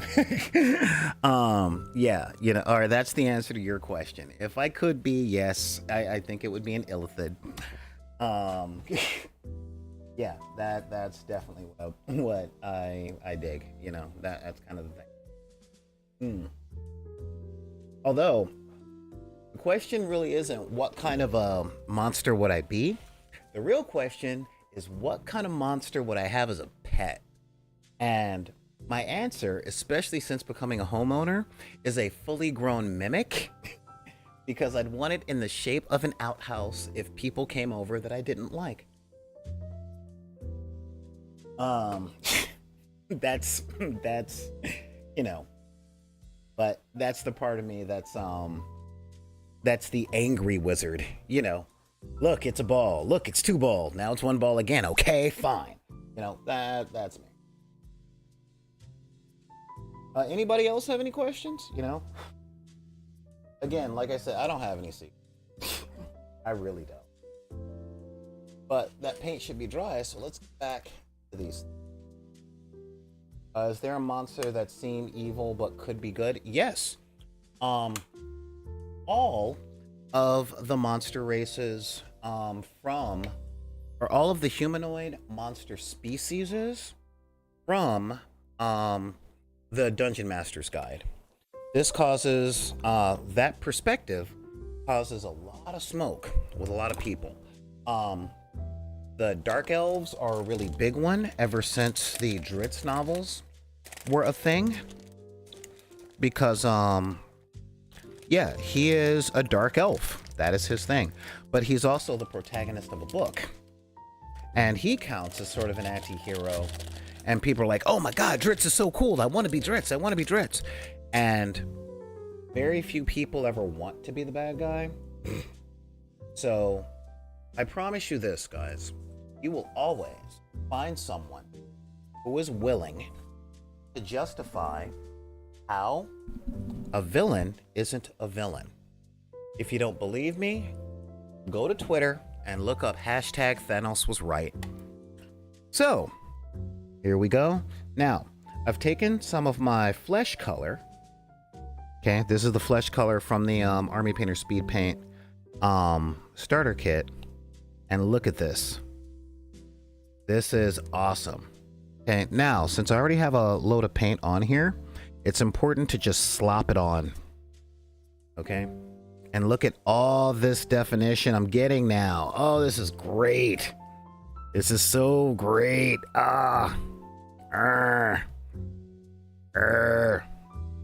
Look at the brain. It's a brain. Oh, look at that. It's all a fleshy brain. It looks like a brain coated in skin. There we go. Could monsters who be seen as evil just because of how they look? Yes. Yes, there is. There are many monsters who are considered evil just because of how they look. You know, sadly, you're talking to one. You know, and that's just me having a little real talk. You know, people go, oh my god, he's got dreadlocks. You know, he must be on them pots. Oh, drug war, bad. You know, yeah, look at that. Now he's coming together. Look at that. That is looking, oh yeah, I'm happy there. And we're not done entirely. We're going to be adding 1 or 2 more layers of things. Okay. I told you we were doing a little bit more. See, we're going to give some fleshy look. Huh. You assume, everyone uses, or I assume you mean everyone is, until you learn otherwise. Eh. Especially artists and musicians. Yes, we are all, yes. All artists and musicians are villains. Every single one of us. We are selfish, self-centered, attention hogs. You know, we're like, look at me. No, you're not important. Look at me. You know, I can't say anything different. You guys have tuned into my channel to watch me do stuff with toys and to hear me talk. You know, if I didn't want this kind of attention, I wouldn't base an entire business on it. Huh? You know,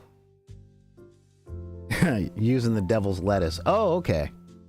Yeah, which is actually funny because I don't use the devil's lettuce, but most people see me and they see the hair, you know, and they see the skin tone and they're like, oh, you must do the devil's lettuce. I'm like, no, actually I don't.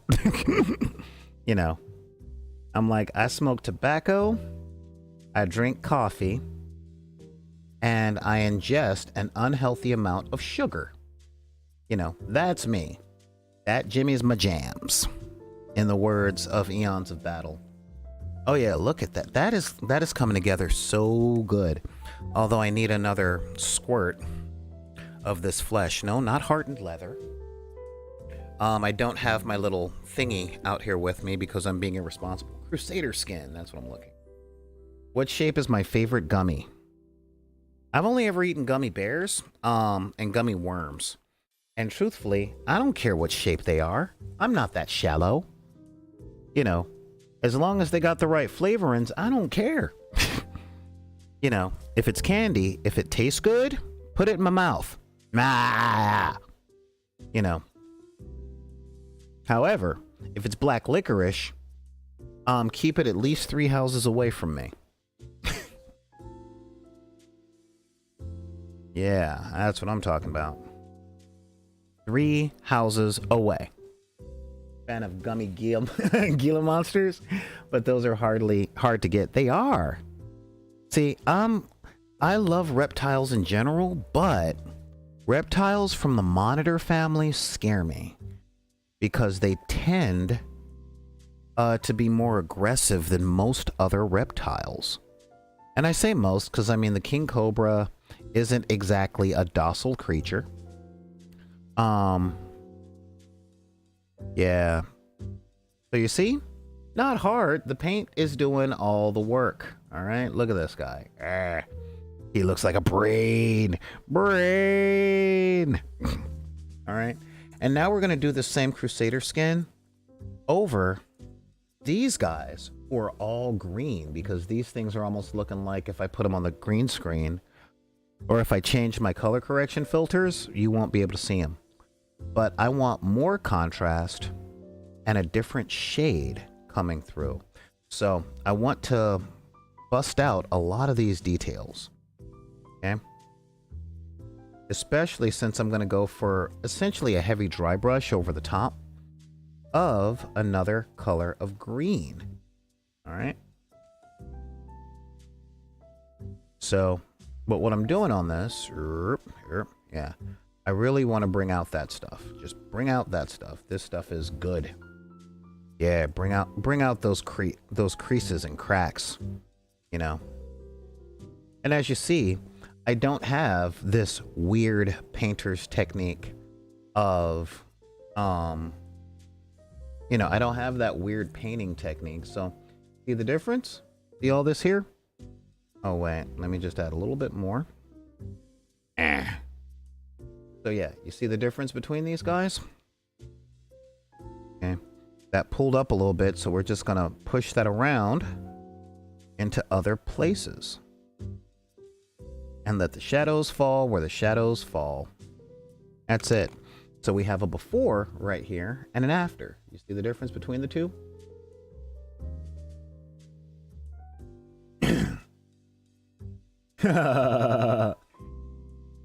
Yeah. Oh yeah, no, they're not so bad, despite being venomous. I'm sure they are. But this is where my blackness come out. I don't know, they got venom, don't they? That's bad enough. Because even when I lived with people who kept reptiles, I've never known one person who has lived with reptiles or has owned reptiles as pets that have never been bit. And I actually have, because I have stories for everything. I have an experience where I was in a Petco and there was a monitor lizard in essentially the lizard section. And it was in its little cage. And this little dude was just on a tear, and he practically broke his own jaw trying to lunge at me multiple times, and he just kept hitting the glass. And it wasn't one of those cool little things where they did it once and went, oh, there's a piece of glass there. You know, it wasn't like the comedic thing. It was, I'm gonna break through this glass just so I can eat your soul. And I'm like, okay. So I guess monitor lizards and I don't really resonate. I'm just gonna be over here. You know. Yeah, that really wasn't my bag. So yeah, there we go. Now the details coming out. We get all those veins. It's looking kind of monstrous. You know what? I'm gonna put this flesh over the tentacles too, because these things have lines and I want those lines to show. I'm just now noticing those details. So And washes do this really well, but I do a lot of stuff on camera, and on camera things have got to be heightened so that the camera picks it up, because they don't work as well as eyes do. So this, I want all my stuff to be really bold, and a lot of people are like, dude, you do all these bright colors, and I'm like, I like bright colors. I grew up in the middle of the city, guys, and when I was a kid, one of my favorite smells, when I still had a sense of smell, was tar. You know, every summer, people would be getting their houses re-roofed and stuff, and just tar was everywhere. You know, that tar smell. I don't know what it was, but it smelled like victory. No, it just, I don't know. I don't know what it was about, but it was there. So yeah, I like intense things. Adders, so no absinthe for me. Okay, well, I'm sorry. Yeah, no problem. No problem. You know, I'm guessing that's in response to the caffeine, nicotine, and sugar thing. Yeah, you know, not much of a drinker. Not much of a drinker. You know. Boop. There we go. Yeah. There we go. Look at all that. Bah. Yeah, we're just wiping that stuff on. Just slop it on. Slop, slop, slop. Okay? It's pulling out details. And it's not taking a whole lot. Oh, it tastes like black licorice. Yeah, I know. It's prime ingredient was anise. A friend of mine used to make absinthe. And yeah, I do not like the taste of anise. I was told, like, well, you know, when you become a grown man, your taste buds will change. And I'm like, yep, I am a grown man. And they haven't changed that much. I have taken a love for moderate spice. And by moderate, I mean black pepper.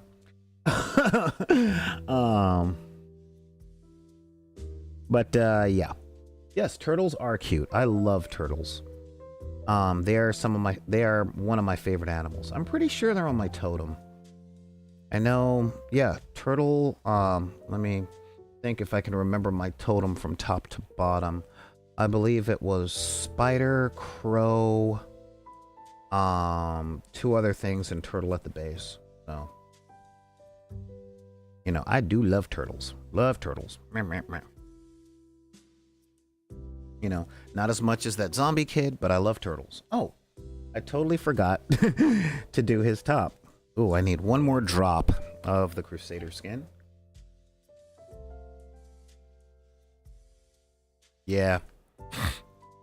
I saw someone take these dropper bottles and use them as pots in a holder, and I'm like, oh, isn't that clever? I'm never doing it, but yeah, because I have a problem of dipping my brushes down into the ferrule, and that's never good. You never want to get paint in here. Okay, I know my paintbrush has paint all the way there, and that's why they foxtail. You know, that's why they split. So yeah, that is a real thing. Boom, boom, boom, boom, boom, boom, boom. All right, turtles and foxtails, all that stuff. You know. Yeah, and turtles are cute. They really are.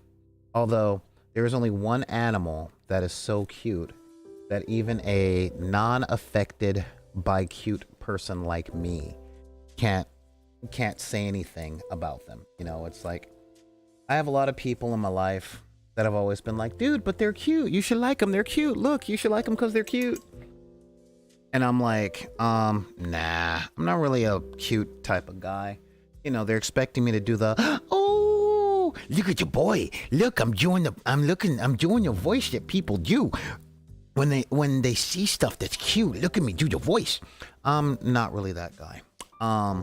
However, there are certain things that I just can't resist doing that with. The number one thing are red pandas. Like, if you don't do that voice when you see a red panda, you're not human. It's like not crying at the first 15 minutes of Up. You know, you might be a monster at that point. Let's take a look. So, Right now I'm mixing up, I'm gonna mix up some pink wash. Okay. Yeah, I'm mixing up some pink and red wash. Using the contrast medium. Okay. Because I want a little bit more oomph, you know, just a little bit more oomph, especially in these braids. Okay. So I'm going to do a little bit of a dry brush. Actually, less of a dry brush and more of hat highlight.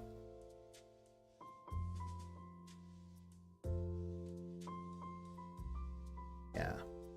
Okay. I want to add a little bit of, you know, just a little bit of hints that this thing might have once been human.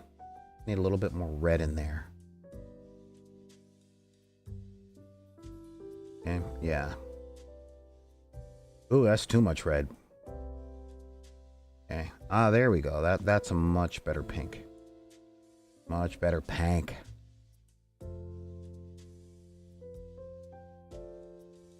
Yeah, lighten that up a little bit. I went looking for my magenta a little earlier. I couldn't find it. Yeah, I am a big fan of pandas in general. But the red pandas they hold a special place. In truth, pandas and koalas kind of have the life that I think everyone should actually want. You know, just hang out all day, eating and sleeping. Pandas, I think, take it a little bit too far, because if you're too lazy to breed, then your time on Earth is pretty much done. You know? I mean, that's kind of a thing. It's like, dude, you're not even keeping your species alive. This ain't good. All right, so now we're gonna take some of this pink, okay? Because this is a good pink. This is a really good pink, and we're gonna take these dry parts, and we're gonna take our synthetic brush. Now, you should technically be doing this with something like a makeup brush or something.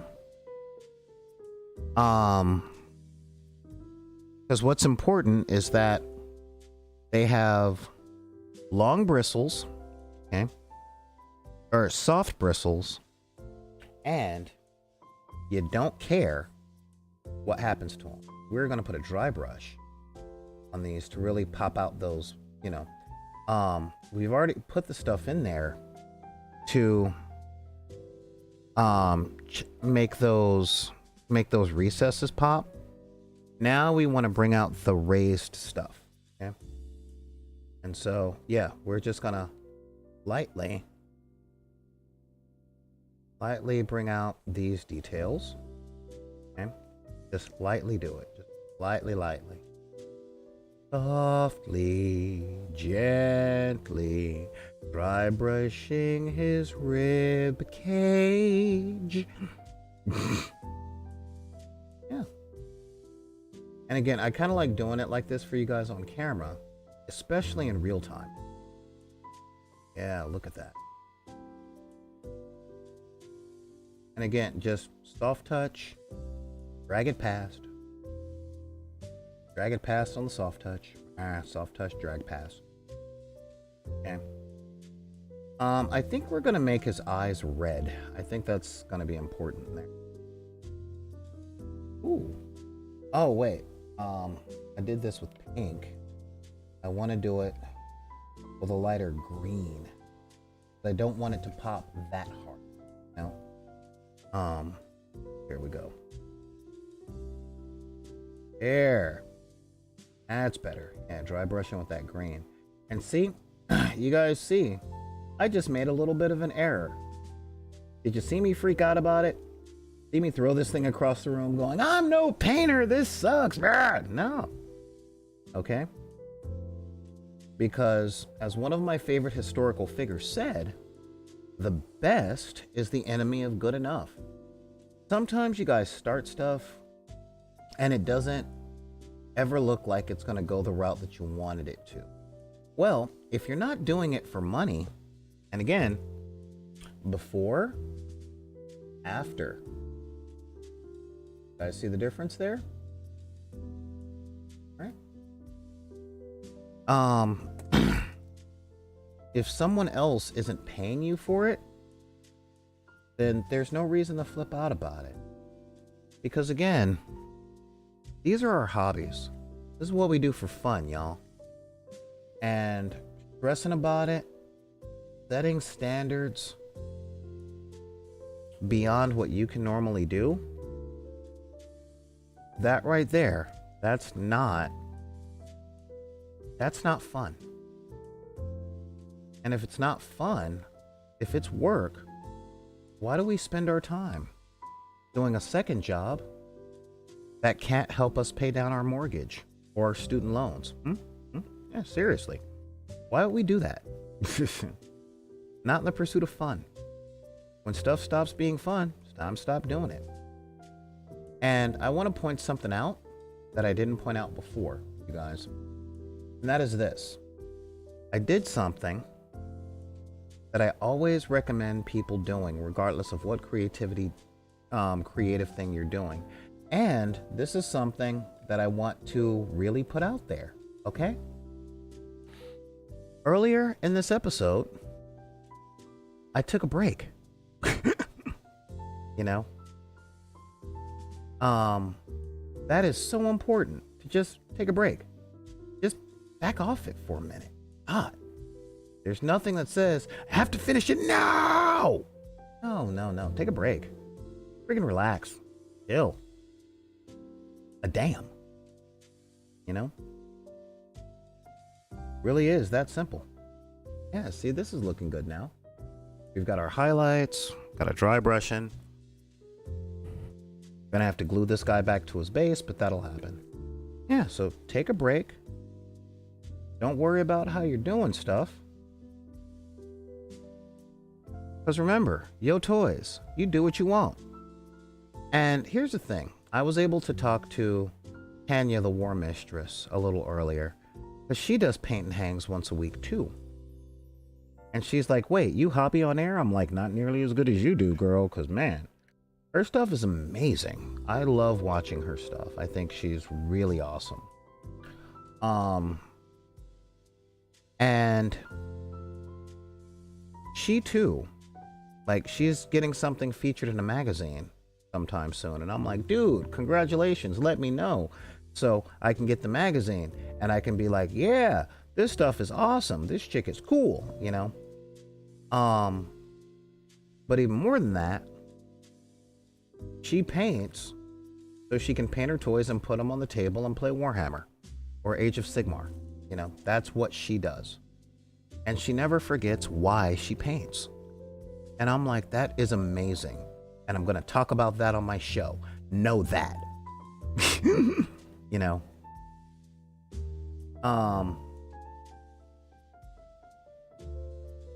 And I know it's really tempting to get stuck in those environments, because there are a lot of those environments. You know, a lot of those environments where you paint a miniature or something. Let's see, when I paint my miniatures, do I decide to color before I start? Most of the time I do. Most of the time I do. That is one thing. I put on a lot of stuff on here, so he's going to take a little bit of time before I can dry brush him properly. But what I can do is pat brush him. Okay? Pat. Like, I can stipple the tops of the parts that I really want to pop out and not pull up any of that stuff from the stuff. Yeah, but this guy's dripping.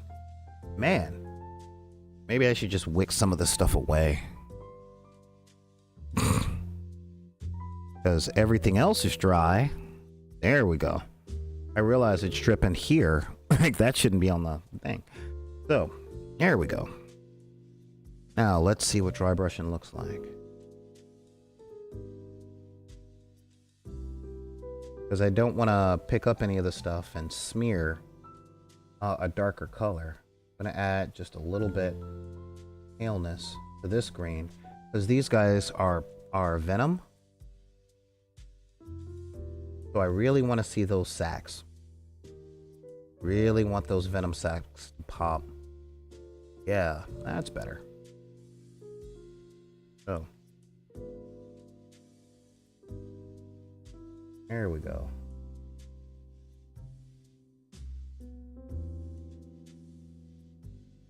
Here we go. See? Now, these boils are really coming out. Yeah, look at that. Oh, that's what I'm talking about. Right there. Yeah. Oh. Look at these venom sacs. I'm so happy with those venom sacs. Okay. And I want to do a little more pronunciation on his face. Okay. Because, yeah. Now, these guys got a lot of folds and creases and stuff in the face. Hey, what's going on, Nephis? Probably be bad at that. Bro, this is how I know you just got here. This is literally how I know you just got here. I've been talking this whole stream about how easy this is, how anybody can do it, and I've been showing how anybody can do this from start to finish. These things were just primed when we started the show. You know, seriously, it's just the paint doing the work. You know, I can tell you flat out, you got this. Okay? There we go. Yeah, look at that. Look at these. Oh yeah, that's so cool. I really like what I'm looking at there. You know? Yeah, seriously. When you got the time, watch this episode from the beginning, and you'll see that this stuff is stupid easy, especially with some of the right materials. Or the right materials and the right techniques, and it takes not long. You know, the very first thing that you're going to need for all this stuff is lower standards. You know, I'm always big, and y'all know this, especially you, Neon, because you're like the old, you and Black and White Now in Color are the two folks that are in the chat right now that have been watching the show the longest, you know, and that is, yeah, there we go. That really comes down to, y'all know that I'm always saying, know what you're doing this for. If you're doing it for the purposes of having fun, then have fun with it. Which also means don't hold yourself to a standard beyond fun. Because, mother puss bucket.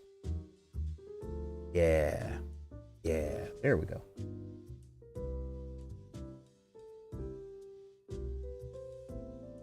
Oh, man.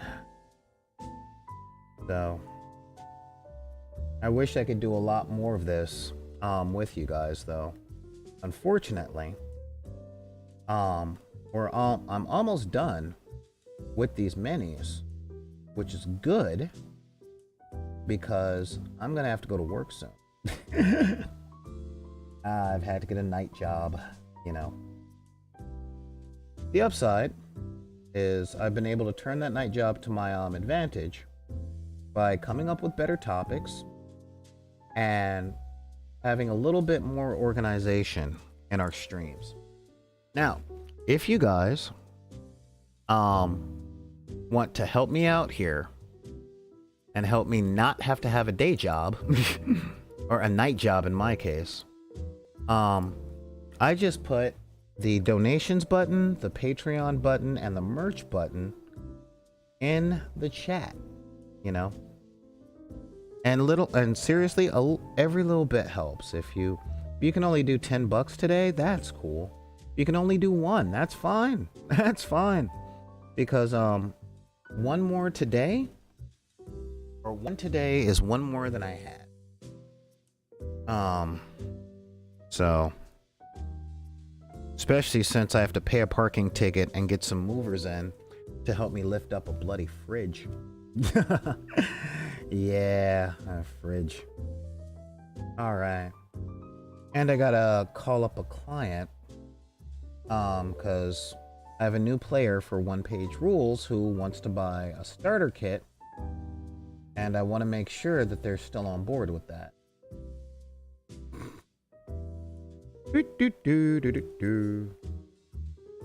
Because, yeah, I want to make sure that I can get that out to them and put it in a position to where I can possibly mail it off to them on, mail it off to them on this weekend, possibly Saturday. That's good. That's really good. All right. Now, I have to take one of these super duper, super small, fine brushes. Okay. So we're going to take this guy. Look at that guy. Oh, yeah, so tiny. Because now I have to be obnoxious with the noises I'm about to make. You're going to love this. Just love it. Because now we're going into the one part of this that's going to be really, really hard. Ready? Eyeball. Yep, eyeball. That's it. So take a little bit of paint and find the eyeball. There it is. Boop. Oh wait, this thing has multiple eyeballs. Boop, boop, boop, boop. Gotta get the other ones over here. Boop. There we go. It's got eyes. Ooh. And now we gotta do that on all the rest of them. And then we'll be done, guys. Like, this is literally it. That's it. Now, some people are like, but you gotta base it. Yeah, well, you know what? Putting sand on is easy. Okay. And boop, boop, boop, boop. There we go. Boop. Good. It's two. Hey, you, come here.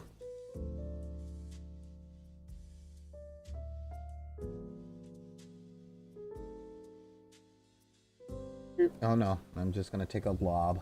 A little bit of glob, get a drop on there. Don't need a lot, just boop. Boop. Light touch. Boop. Boop. Ah, just a few more times.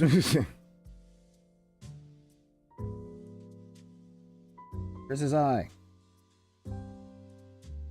Boop. Boop. Yeah, you see? That gives a little bit of character. Oh, wait, this guy's a tongue. Ah. Blah, blah, blah, blah, blah, blah.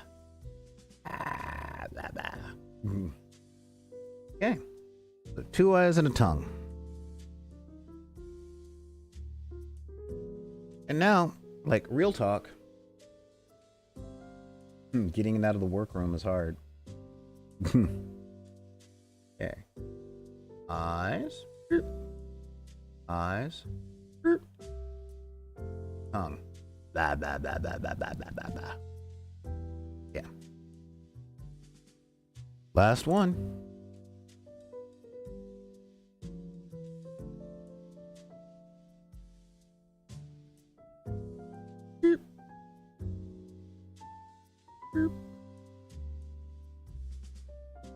Blah, blah, blah, blah, blah, blah, blah, blah, blah, blah, blah, blah, blah. Blah, blah, blah, blah, blah. And yeah, this is where I'm stopping. Am I going to put like little blood on his tentacles and stuff like that? Yeah, nah, maybe, but not today. All right. Well, that's it. There we go. These are our guys. So real talk, y'all. This stuff is not difficult. It is not difficult at all. Not in the least. Okay? Because the realness of it,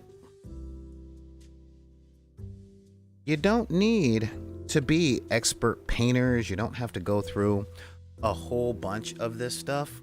You just gotta be like, you know what? I'm gonna like this. I'm gonna watch this. I'm gonna do this thing.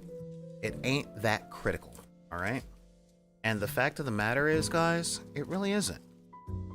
You know, it's not that critical. It's not anything that you gotta look at as though it's supposed to be this perfect storm of stuff. You know, it really isn't. All right? Because seriously, after all that, this is what we got. Look at that. You know, we did that. We did that in front of you guys right here, right now. You know? I mean, seriously. Like I said, this stuff is not that difficult. It It doesn't have to be hard. It doesn't have to be intense or anything like that. You just gotta be willing to give something a shot, just a little bit of a shot, you know? And once you do that, just give it a little bit of a shot, you'll be able to pull stuff off, you know? Because it's not difficult. These things, all it is doing stuff a tiny bit at a time, you know? I got to talk to someone today, and I got to remind them of my 3-inch rule. Okay? That's it. 3 inches. Right? 3 inches meaning everything that you do, everything that you try, everything that you practice. Okay? It's really easy to want to do things in that next level of perfection. Okay? That next level of, I want to do this absolutely right. I'm trying to be perfect. I'm trying to be all that stuff. And we write off all the stuff that we do that's good. No, guys. Just reach for 3 more inches. You know, if you're stretching or painting or just whatever metric of success you use, try and aim for 3 inches better. That's that much. It's that much. That's all. 3 inches. You know, I can't say how happy I am with these guys. This stuff is cool. Look at that. Like, I'm a fan. I'm really digging what I've been able to pull off here. He says as he's trying to pull off a fan, you know? Because, yeah. Oh, here we go. That's better lighting, you know? I mean, look at those guys. Oh, yeah, super happy. Look at that. Look at all that. They got the little tentacle things going, and they're spinning. That's right. They're spinning, man. They're spinning. Look at them spin. Look at these things spin, you know? And again, that's not a whole bunch. That's not difficulty on all these levels. You know, you guys watched me do this from beginning to end. And when I say end, if this is where I stop painting these guys, I'm happy. You know? I mean, seriously, this is where I'm happy. You know, because looking at these the way that they are, yeah. Those look like monsters. They kind of have a plant thing going.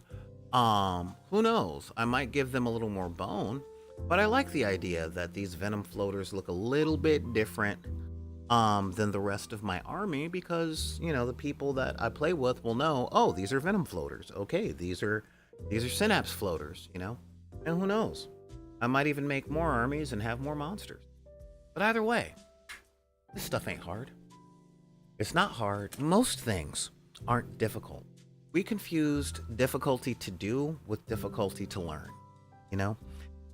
Some things are a lot of work, you know? I like to say, or should I say, we confuse difficult with simplistic, right?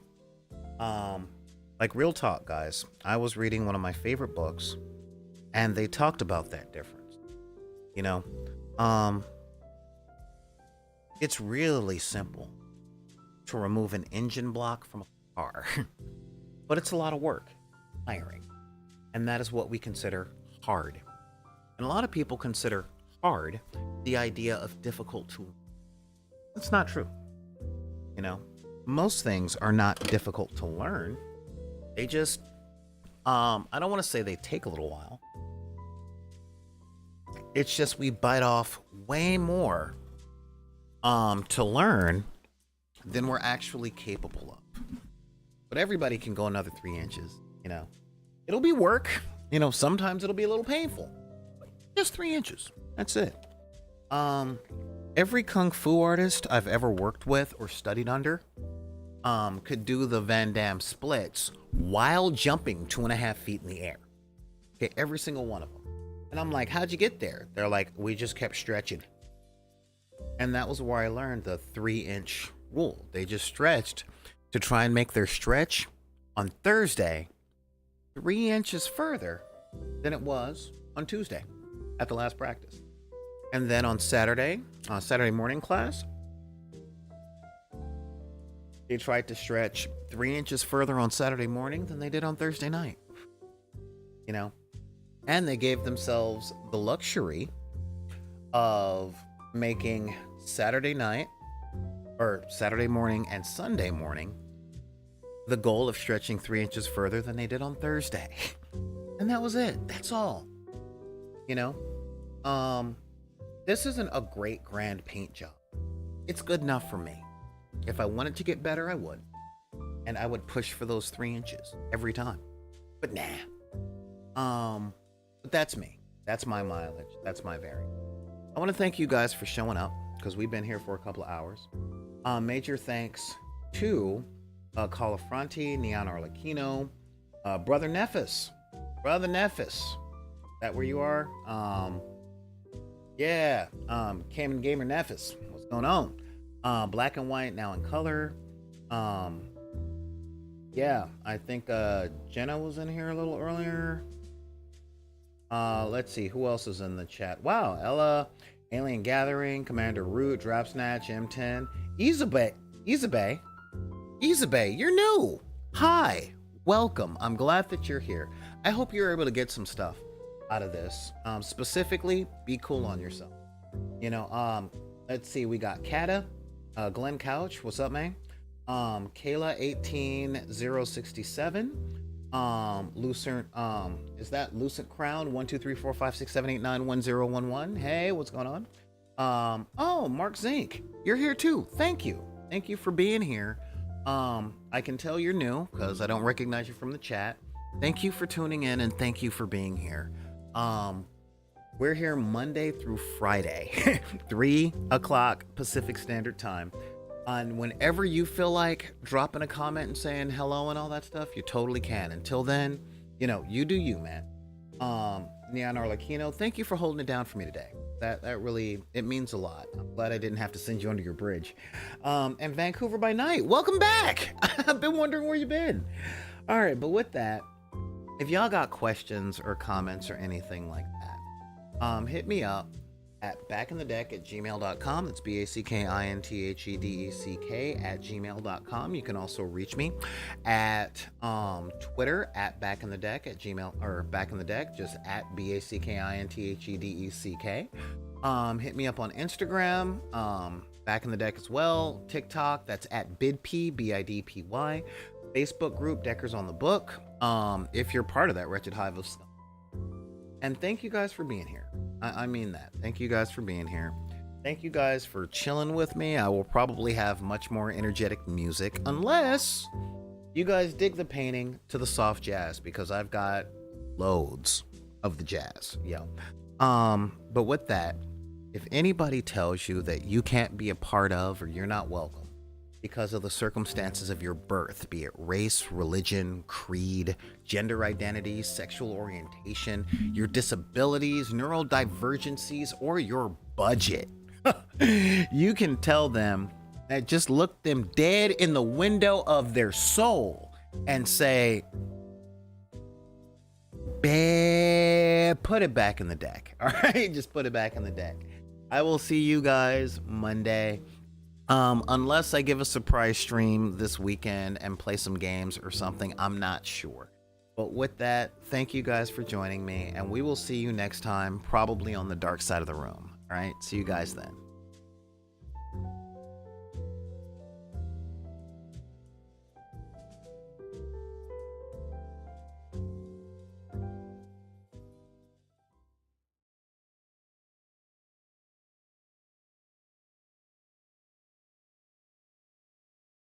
That was perfect.